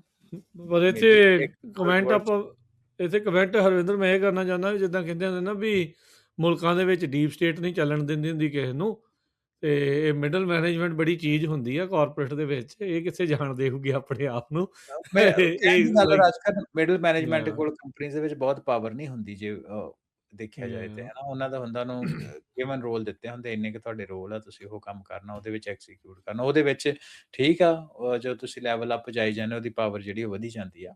ਪਰ ਜਿਹੜਾ ਬੋਰਡ ਆਫ ਡਾਇਰੈਕਟਰ ਹੁੰਦਾ ਕੰਪਨੀ ਦਾ, ਈਵਨ ਸੀਈਓ ਕੋਲ ਵੀ ਉਨੀ ਪਾਵਰ ਨਹੀਂ ਹੁੰਦੀ ਜਿੰਨੀ ਬੋਰਡ ਆਫ ਡਾਇਰੈਕਟਰ ਦੇ ਕੋਲੇ ਹੋਏ। ਪਰ ਦੇਖੋ, ਦ ਗੁੱਡ ਥਿੰਗ ਇਹ ਆ ਕਿ ਅਮਰੀਕਾ ਦੇ ਵਿੱਚ ਹਮੇਸ਼ਾ ਹੀ ਜਿਹੜੀ ਚੀਜ਼ ਰਹੀ ਹੀ ਆ ਕਿ ਨਵੇਂ-ਨਵੇਂ ਆਈਡੀਆਜ਼ ਤੇ ਸਿਧਾਂਤ ਤੇ ਕਨਸੈਪਟ ਲੈ ਕੇ ਆਉਂਦੇ ਆ। ਤੇ it's also called dare to experimentation, right? ਕਿ ਪਰ ਬਲੋਕ ਨੂੰ ਕਿਉਂਕਿ ਇਹ ਰੀਅਲ ਟਾਈਮ ਵੀ ਇਹ ਚੀਜ਼ ਕੁਛ ਹੈਗੀ ਹੈ, 40% ਉਹਨੇ ਆਪਣਾ ਸਟਾਫ ਜਿਹੜਾ ਲੇ ਆਫ ਕਰਕੇ ਕਿਹਾ ਵੀ ਅਸੀਂ ਇਹ ਬਿਲੀਵ ਕਰਦੇ ਹਾਂ ਕਿ ਇਹ ਮਾਡਲ ਜਿਹੜਾ ਇਹ ਵਰਕੇਬਲ ਆ, ਤੇ ਫਿਊਚਰ ਦੇ ਵਿੱਚ ਕੰਪਨੀ ਜਿਹੜੀਆਂ ਉਹ ਇਦਾਂ ਹੀ ਹਨਾ ਹੋਣਗੀਆਂ। ਸੋ ਮੁੱਖ ਦੀ ਹੂੰ। ਗੱਲ ਜੇ ਰਾਜਕਰਨ ਕਰੀਏ ਉਹ ਇਹ ਹੈ ਕਿ ਬਲੋਕ ਜਿਹੜਾ ਵਾ ਉਹ AI ਨੂੰ ਵਰਕ ਇੰਪਰੂਵਮੈਂਟ ਦੇ ਲਈ ਨਹੀਂ ਯੂਜ਼ ਕਰ ਰਿਹਾ, ਉਹ ਪੂਰੇ ਦੀ ਪੂਰੀ ਆਰਗੇਨਾਈਜੇਸ਼ਨਲ ਹਾਇਰਾਰਕੀ ਨੂੰ ਰਿਪਲੇਸ ਹੀ ਕਰ ਰਿਹਾ ਆਰਟੀਫੀਸ਼ੀਅਲ ਇੰਟੈਲੀਜੈਂਸ ਦੀ ਲੇਅਰ ਬਣਾ ਕੇ। ਸੋ ਵਾਹ! ਇਹਦਾ ਡੈਫੀਨੇਟਲੀ ਆਪਾਂ ਨੂੰ ਬਹੁਤ ਜ਼ਿਆਦਾ ਇਸ ਪਾਸੇ ਨੂੰ ਸੋਚਣ ਦੀ ਲੋੜ ਆ, ਤੇ ਆਉਣ ਵਾਲਾ ਟਾਈਮ ਜਿਹੜਾ ਵਾ ਉਹ ਕਿਸ ਤਰ੍ਹਾਂ ਦਾ ਹੋਏਗਾ, ਤੁਸੀਂ ਇਹਦੇ ਤੋਂ ਆਪਣੇ ਤਰ੍ਹਾਂ ਦੇ ਅੰਦਾਜ਼ੇ ਜਿਹੜੇ ਆ ਉਹ ਲਾ ਸਕਦੇ ਹੋ। ਜੀ। ਅੱਛਾ, ਇੱਕ ਚੀਜ਼ ਹੋਰ ਆ ਰਹੀ ਆ ਟੈਕਨੋਲੋਜੀ ਵਾਲੀ ਜਿਹੜੀ ਚੀਜ਼ ਨੂੰ ਜਿਹੜਾ ਉਹ ਲੈ ਕੇ ਆਪਾਂ ਦੱਸਦੇ ਜਾਈਏ, ਓਪਰਚੁਨਿਟੀਜ਼ ਕਈ ਆ ਰਹੀਆਂ। ਡਾਟਾ ਸੈਂਟਰ ਬਹੁਤ ਬਣ ਰਹੇ ਨੇ। ਹਾਂਜੀ, ਡਾਟਾ ਡਾਟਾ ਸੈਂਟਰ ਤੇ ਫਾਈਬਰ ਦਾ ਆਪਸ ਦੇ ਵਿੱਚ ਸਿੱਧਾ ਹੀ ਸੰਬੰਧ ਆ। ਫਾਈਬਰ ਦੇ ਉੱਤੇ ਹੀ ਇਹ ਜਿਹੜਾ ਡਾਟਾ ਟਰਾਂਸਫਰ ਉੱਥੇ ਹੋਇਆ ਕਰਨਾ। ਮੈਟਾ ਲਾਂਚ ਕਰ ਰਿਹਾ ਆ ਇੱਕ 4 ਹਫ਼ਤੇ ਦਾ ਫ੍ਰੀ ਟ੍ਰੇਨਿੰਗ ਪ੍ਰੋਗਰਾਮ। ਜਿਨ੍ਹਾਂ ਲੋਕਾਂ ਦੇ ਕੋਲ ਕੋਈ ਐਕਸਪੀਰੀਅੰਸ ਨਹੀਂ ਹੈਗਾ, ਉਹ ਫਾਈਬਰ ਟੈਕਨੀਸ਼ੀਅਨ ਬਣ ਸਕਦੇ ਆ। ਯੂਐਸ ਦੇ ਵਿੱਚ ਡਾਟਾ ਸੈਂਟਰ ਦੇ ਲਈ ਜਿਹੜੀਆਂ ਜੌਬਸ ਆ ਉਹ ਕ੍ਰੀਏਟ ਕਰਨ ਦੇ ਲਈ। ਸੋ ਦੇਖੋ, ਆਪਣੀ ਕਮਿਊਨਿਟੀ ਦੇ ਵਿੱਚ ਇਸ ਟਾਈਮ ਇੱਕ ਖਾਸ ਇੰਡਸਟਰੀ ਦੇ ਉੱਤੇ ਗਾਜ ਡਿੱਗਣ ਦੇ ਨਾਲ ਬੜੀ ਹਫੜਾ ਦਫੜੀ ਜਿਹੜੀ ਉਹ ਮਚੀ ਪਈ ਆ। ਪਰ ਇੱਥੇ ਲੋਕ ਜਿਹੜਾ ਉਹ ਧਿਆਨ ਦੇਣ ਇਦਾਂ ਦੀਆਂ ਚੀਜ਼ਾਂ ਵੱਲ। ਥੋੜ੍ਹੇ ਚਿਰ ਪਹਿਲਾਂ ਤੁਹਾਨੂੰ ਦੱਸਿਆ ਸੀ ਵੀ ਲੋਜ਼ ਵਾਲੇ ਇਲੈਕਟ੍ਰੀਸ਼ੀਅਨਸ ਤੇ ਹੋਰ ਸਾਰੀਆਂ ਚੀਜ਼ਾਂ ਦੇ ਉੱਤੇ $250 ਮਿਲੀਅਨ ਖਰਚਣ ਲੱਗੇ ਆ। ਜੀ, millions of dollar community colleges ਦੇ ਵਿੱਚ ਆ ਰਿਹਾ ਆ, ਇਦਾਂ ਦੀਆਂ ਹੀ ਜਿਹੜੇ ਡਿਪਲੋਮਾਸ ਦੇ ਉੱਤੇ ਸਪੈਂਡ ਕਰਨ ਦੇ ਲਈ। ਤੇ ਅੱਜ ਜਿਹੜਾ ਮੈਟਾ ਤੇ CBRE ਇਨਵੈਸਟ ਕਰ ਰਹੇ ਅਮਰੀਕਨ ਜੌਬਸ ਦੇ ਵਿੱਚ, ਨਵੀਂ 4 ਹਫ਼ਤੇ ਦੀ free fibre technician training programme ਜਿਹੜੀ ਉਹ ਸ਼ੁਰੂ ਜਿਹੜਾ ਉਹ ਕਰਕੇ ਲੈਵਲ ਅਪ ਕਰਕੇ ਇਸ ਨੂੰ ਆਖਿਆ ਜਾ ਰਿਹਾ ਹੈ। ਕਈ ਸਾਲਾਂ ਦਾ ਇਨੀਸ਼ੀਏਟਿਵ ਆ ਫ੍ਰੀ ਰੈਪਿਡ ਟ੍ਰੇਨਿੰਗ, ਵੀ ਹਜ਼ਾਰਾਂ ਹੀ ਜਿਹੜੇ ਅਮਰੀਕਨਸ ਆ ਜਿਨ੍ਹਾਂ ਕੋਲ ਕੋਈ ਐਕਸਪੀਰੀਅੰਸ ਨਹੀਂ, ਉਹ ਹਾਈ ਪੇਡ ਫਾਈਬਰ ਟੈਕਨੀਸ਼ੀਅਨ ਜਿਹੜੇ ਉਹ ਬਣ ਸਕਣ। ਬਸ ਕਿਉਂਕਿ ਇਸ time skill gap critical gap ਆ ਇੱਥੇ ਸਕਿੱਲਸ ਦਾ। ਤੇ ਉਹਨੂੰ ਜਿਹੜਾ ਤੁਸੀਂ ਕੰਪਲੀਟ ਕਰੋ। ਇਹ ਧਿਆਨ ਦੇ ਨਾਲ ਸੁਣੋ ਤੇ ਆਲੇ ਦੁਆਲੇ ਆਨਲਾਈਨ ਜਿਹੜਾ ਉਹ ਜਾ ਕੇ ਚੈੱਕ ਕਰੋ। ਲੈਵਲ ਅਪ ਕਰਕੇ ਇਸ ਦਾ ਨਾਮ ਆ। ਤੇ ਮੈਟਾ ਤੇ CBRE ਦੇ ਦੁਆਰਾ ਮਿਲ ਕੇ ਇਹ ਜਿਹੜੇ fibre technician training programme free ਦਾ ਜਿਹੜਾ ਉਹ ਚਾਲੂ ਕੀਤਾ ਗਿਆ ਹੈਗਾ ਜੀ। ਜੀ। ਸੋ ਆਪਾਂ ਰਾਜਕਰਨ ਇਮੀਗ੍ਰੇਸ਼ਨ ਦੀ ਗੱਲ ਕੀਤੀ ਹੈ ਨਾ, AI ਦੇ ਨਾਲ ਰਿਲੇਟਡ। ਹੁਣ ਅੱਜ ਦੇ ਟਾਈਮ ਦੇ ਵਿੱਚ ਕੀ ਹੋਇਆ ਕਿ ਵੇਖੋ, ਤੁਸੀਂ ਕਹਿੰਦੇ ਹੋ ਵੀ ਰੀਅਲ ਹੈ ਕਿ ਨਹੀਂ, ਹੈ ਨਾ? ਤੁਸੀਂ ਕੋਈ ਸਿਗਨਲਸ ਮਾਰਕੀਟ ਦੇ ਵਿੱਚੋਂ ਦੇਖ ਲੈਂਦੇ ਹੋ, ਉਹਦੇ ਤੁਹਾਨੂੰ ਅੰਦਾਜ਼ਾ ਹੋ ਜਾਂਦਾ। ਹੁਣ ਐਗਜ਼ੈਕਟਲੀ। 2000 ਜਦੋਂ ਕੋਵਿਡ ਹੋਇਆ, ਕੋਵਿਡ ਦੇ ਦੌਰਾਨ ਬਹੁਤ ਜ਼ਿਆਦਾ ਲੋਕਾਂ ਦੀ ਲੋੜ ਪਈ ਕੰਮ ਕਰਨ ਦੇ ਵਾਸਤੇ, ਤੇ ਲੋਕਾਂ ਨੇ ਡਬਲ ਪੇਆਂ ਦਿੱਤੀਆਂ, ਹੈ ਨਾ? ਤੇ ਜਿਹੜੇ ਟੈਕ ਦੇ ਵਿੱਚ, ਟੈਕ ਇੰਡਸਟਰੀ ਦੇ ਵਿੱਚ ਜਿਹੜੇ EMPLOYEE ਹਨ, ਬਹੁਤ ਜ਼ਿਆਦਾ ਨੈਗੋਸ਼ੀਏਟ ਕੀਤੀਆਂ ਆਪਣੀਆਂ ਪੇਮੈਂਟਸ, ਰਾਈਟ? ਹੂੰ। ਸੋ ਉਹਦੇ ਵਿੱਚ ਕੀ ਹੁੰਦਾ ਕਿ ਜਿਹੜੀ ਕੰਪਨੀ 'ਚੋਂ ਨਵੇਂ-ਨਵੇਂ ਚੀਜ਼ਾਂ ਲੈ ਕੇ ਆਉਂਦੇ, ਪਰਕਸ ਲੈ ਕੇ ਆਉਂਦੇ ਵੀ ਭਾਈ ਤੁਸੀਂ ਸਾਡੇ ਕੰਮ ਕਰੋ, ਹੈ ਨਾ? ਮੈਟਾ ਦੇ ਜਾਂ ਗੂਗਲ ਦੇ ਜਾਂ ਐਪਲ ਦੇ ਪਰਕਸ ਆਪਾਂ ਨੂੰ ਬਹੁਤ ਪਤਾ ਵੀ ਤੁਸੀਂ ਫ੍ਰੀ ਫੂਡ ਲੈ ਸਕਦੇ ਹੋ, ਹੈ ਨਾ? ਪੇਡ ਸਿਕ ਲੀਵ ਆ, ਮਸਾਜ ਵਗੈਰਾ ਤੁਹਾਨੂੰ ਤੁਸੀਂ, ਹੈ ਨਾ, ਔਨ ਸਾਈਟ ਕਰ ਸਕਦੇ ਹੋ, ਵੈਲਨੈਸ ਪ੍ਰੋਗਰਾਮ, ਕਈ ਕੁਛ ਉਹਨਾਂ ਰਨ ਕੀਤਾ। ਹੁਣ ਜਿਹੜੀਆਂ ਗੱਲਬਾਤ ਚੱਲ ਰਹੀ ਆ ਉਹ ਇਹ ਆ ਕਿ ਪਿਛਲੇ ਵੀਕਐਂਡ ਦੀ ਨਿਊਜ਼ ਆ ਕਿ ਜ਼ੂਮ ਕੰਪਨੀ ਜਿਹਦੇ ਉੱਤੇ ਲੋਕੀ ਕਾਨਫਰੰਸਿੰਗ ਕਰਦੇ ਆ, ਡਿਲਾਇਟ ਹੋ ਗਈ, ਹੈ ਨਾ, ਕੰਸਲਟੈਂਸੀ ਕੰਪਨੀ ਆ, ਉਹਨਾਂ ਨੇ ਕਿਉਂਕਿ ਲੇਬਰ ਮਾਰਕੀਟ ਜਿਹੜੀ ਸ਼ਿਫਟ ਹੋ ਰਹੀ ਆ, ਉਹਦੇ ਸੰਬੰਧ ਦੇ ਵਿੱਚ ਉਹਨਾਂ ਜਿਹੜੀ ਪੇਡ ਲੀਵ ਆ ਉਹਨੂੰ ਕੱਟ ਕਰਨਾ ਸ਼ੁਰੂ ਕੀਤਾ। ਹੁਣ ਉਹਨਾਂ ਨੂੰ ਅੱਛਾ। ਪਤਾ ਵੀ ਬਹੁਤ ਜ਼ਿਆਦਾ ਲੋਕ ਆ ਮਾਰਕੀਟ ਦੇ ਵਿੱਚ ਜਿਹੜੇ ਜੌਬ ਲੱਭਦੇ ਆ। ਹੁਣ ਆਹ ਟਾਈਮ ਆ ਸਾਡਾ ਨੈਗੋਸ਼ੀਏਟ ਕਰਨ ਦਾ। ਸੋ ਕਿਉਂਕਿ ਜਿਹੜੇ ਹੁਣ ਜੌਬ ਪ੍ਰੋਵਾਈਡਰ ਆ, ਕੰਪਨੀਜ਼ ਜਿਹੜੀ ਪਾਵਰ ਡਾਇਨਾਮਿਕਸ ਆ, ਜੌਬ ਪ੍ਰੋਵਾਈਡਰ ਦੇ ਵੱਲ ਸ਼ਿਫਟ ਹੋਏ ਆ ਓਵਰ ਦ ਹੂੰ, ਪੀਰੀਅਡ ਹੂੰ, ਆਫ ਹੂੰ। ਟਾਈਮ, ਹੈ ਨਾ? ਪਿਛਲੇ ਕੁਝ ਆਲਮੋਸਟ ਦਹਾਕੇ ਬਾਅਦ ਹੀ, ਦਹਾਕੇ ਕੀ ਜ਼ਿਆਦਾ ਹੀ ਸਮੇਂ ਤੋਂ ਬਾਅਦ ਹੋ ਗਿਆ, ਹੈ ਨਾ? ਯਾ। ਸੋ ਟਾਈਟ ਲੇਬਰ ਮਾਰਕੀਟ ਦੇ ਵਿੱਚ ਤੇ ਜੌਬ ਗਰੋਥ ਸਟੈਗਨੈਂਟ ਆ, ਤੇ ਵਰਕਰ ਜਿਹੜੇ ਆ ਉਹ ਕਹਿੰਦੇ ਆ ਭਾਈ ਜੇ ਕੋਈ ਜਿੱਥੇ ਜੌਬ ਹੈਗੀ ਉੱਥੇ ਲੈ ਕੇ ਬਸ ਕੁਇਟ ਨਾ ਕਰੋ। ਤੇ ਜਿਹੜੇ ਪਰਕਸ ਆ ਉਹਨਾਂ ਦੇ ਉੱਤੇ ਜਿਹੜਾ ਹੁਣ ਉਹ ਗਾਜ ਜਿਹੜੀ ਆ ਉਹ ਡਿੱਗ ਰਹੀ ਆ। ਪੇਡ ਲੀਵ ਜਿਹੜੀ ਕਿੰਨੇ-ਕਿੰਨੇ ਦਿਨਾਂ ਦੀ ਹੁੰਦੀ ਸੀ, ਉਹ ਜਿਹੜੀ ਆ ਉਹ ਜਿਹੜੀ ਉਹਨੂੰ ਹੁਣ ਘਟਾਇਆ ਜਾ ਰਿਹਾ ਵਾ। ਸੋ ਕਹਿਣ ਦਾ ਮਤਲਬ ਇਹ ਆ ਵੀ ਜਿਹੜੇ ਤੁਸੀਂ ਕਹਿੰਦੇ ਹੋ ਵੀ ਮਾਰਕੀਟ ਸ਼ਿਫਟ ਦੇ ਵਿੱਚ ਯੂ ਨੋ ਇਹ ਪੋਸੀਬਲ ਹੈ ਜਾਂ ਨਹੀਂ ਹੈ, ਇਹ ਤੁਸੀਂ ਕੋਈ ਸਿਗਨਲ ਦੇਖ ਸਕਦੇ ਹੋ, ਹੈ ਨਾ? ਪੇ ਟਾਈਮ ਆਫ ਜਿਹਨੂੰ PTO ਕਹਿੰਦੇ ਆ, ਉਹ ਤੋਂ ਅਲੱਗ ਆ ਗਏ ਆਪਣੇ ਪੇਰੈਂਟਲ ਲੀਵ, ਤੇ ਬਾਕੀ ਬੈਨੀਫਿਟਸ ਜਿਹੜੇ ਆ ਉਹ ਯੂਐਸ ਵਰਕਰਸ ਦੇ ਉਹ ਡਿਲਾਈਟ ਜਿਹੜੀ ਉਹ ਕਰ ਰਹੀ, ਤੁਸੀਂ ਬਿਜ਼ਨਸ ਇਨਸਾਈਡਰ ਦੀ ਜਿਹੜੀ ਨਿਊਜ਼ ਉਹ ਦੇਖ ਸਕਦੇ ਹੋ। ਤੇ ਇਹਦੇ ਤੋਂ ਤੁਸੀਂ ਸਹਿਜੇ ਅੰਦਾਜ਼ਾ ਲਾਇਆ ਜਾ ਸਕਦਾ ਕਿ ਜਿਹੜੀ ਅਨਇੰਪਲੋਇਮੈਂਟ ਰੇਟ ਆ ਟੈਕ ਵਰਲਡ ਦੇ ਵਿੱਚ ਉਹ ਕਿੰਨੀ ਵੱਧ ਰਹੀ ਆ, ਤੇ it's all driven by artificial intelligence. ਇਹਦਾ ਹੈ ਨਹੀਂ ਵੀ ਕੰਪਨੀ ਤੇ ਕੰਪਨੀਆਂ ਕੋਈ ਘਾਟੇ ਜਾਣ ਡੀਆਂ, ਕੋਈ ਰਿਸੈਸ਼ਨ ਚੱਲ ਰਿਹਾ, ਇੱਦਾਂ ਦੀ ਤਾਂ ਚੀਜ਼ ਹੈ ਨਹੀਂ ਹੈ। ਕੰਮ ਤਾਂ ਓਨਾ ਹੀ ਹੋ ਰਿਹਾ, ਈਵਨ ਜ਼ਿਆਦਾ ਹੀ ਹੋ ਰਿਹਾ। ਤੇ ਜੇ ਕੰਮ ਓਨਾ ਹੋ ਰਿਹਾ ਤੇ ਬੰਦੇ ਉਹਨੇ ਨਹੀਂ ਕਰ ਰਹੇ, ਕੋਈ ਨਾ ਕੋਈ ਤਾਂ ਕਰ ਹੀ ਰਿਹਾ ਨਾ, ਤਾਂ ਮਤਲਬ ਪ੍ਰੋਡਕਟਿਵਿਟੀ ਦੇ ਵਿੱਚ ਵਾਧਾ ਹੋਇਆ, ਤੇ ਉਹ ਕਿੱਥੋਂ ਆਇਆ? ਉਹ ਆਰਟੀਫਿਸ਼ੀਅਲ ਇੰਟੈਲੀਜੈਂਸ ਦੇ ਨਾਲ ਆਇਆ। ਸੋ ਜੇ ਤੁਹਾਨੂੰ ਕੋਈ ਥਾਲੀ ਵਿੱਚ ਪਰੋਸ ਕੇ ਜਾਣਕਾਰੀ ਨਾ ਦੇ, ਤੇ ਤੁਸੀਂ ਥੋੜਾ ਜਿਹਾ ਐਫਰਟ ਲਾ ਕੇ ਜਿਹੜੀ ਆ 1+1=2 ਜਾਂ 2+2=4 ਤੁਸੀਂ ਖੁਦ ਹੀ ਕਰ ਸਕਦੇ ਹੋ। ਇਹ ਕੁਛ ਜਿਹੜੀਆਂ ਚੀਜ਼ਾਂ ਵਾ, ਇਹ ਹਨਾ ਤੁਸੀਂ ਅੰਦਾਜ਼ੇ ਵੀ ਲਾ ਸਕਦੇ ਹੋ ਰੀਅਲ ਟਾਈਮ, ਤੇ ਉੱਥੋਂ ਤੁਹਾਨੂੰ ਰੀਅਲ ਟਾਈਮ ਜਿਹੜੀ ਇਨਫੋਰਮੇਸ਼ਨ ਆ ਉਹਨੂੰ ਵਿੱਚ ਫੀਡ ਕਰਕੇ ਤੁਸੀਂ ਫਿਊਚਰ ਨੂੰ ਦੇ ਬਾਰੇ ਜਾਣਕਾਰੀ ਜਿਹੜੀ ਹੈ ਲੈ ਸਕਦੇ, ਐਟਲੀਸਟ ਇਹ ਦੇਖ ਸਕਦੇ ਫਿਊਚਰ ਕਿੱਧਰ ਜਾ ਰਿਹਾ। ਜੀ ਰਾਜਕਰਨ। ਜੀ ਰਵਿੰਦਰ, ਸਮਾਂ ਵੀ ਆਪਣੇ ਪ੍ਰੋਗਰਾਮ ਦਾ ਅੱਜ ਦਾ ਹੁਣ ਇੱਥੇ ਹੀ ਜਿਹੜਾ ਉਹ ਸਮਾਪਤ ਆ। ਮਿਲਾਂਗੇ ਆਪਾਂ ਆਪਣੇ ਸਾਰੇ ਹੀ ਦਰਸ਼ਕਾਂ ਤੇ ਸਰੋਤਿਆਂ ਨੂੰ ਜਿਹੜਾ ਹੁਣ ਅਗਲੀ ਵਾਰ। ਉਦੋਂ ਤੱਕ ਲਈ ਲੈਂਦੇ ਹਾਂ ਜੀ ਇਜਾਜ਼ਤ। ਸਭ ਨੂੰ ਪਿਆਰ ਭਰੀ ਸਤਿ ਸ਼੍ਰੀ ਅਕਾਲ।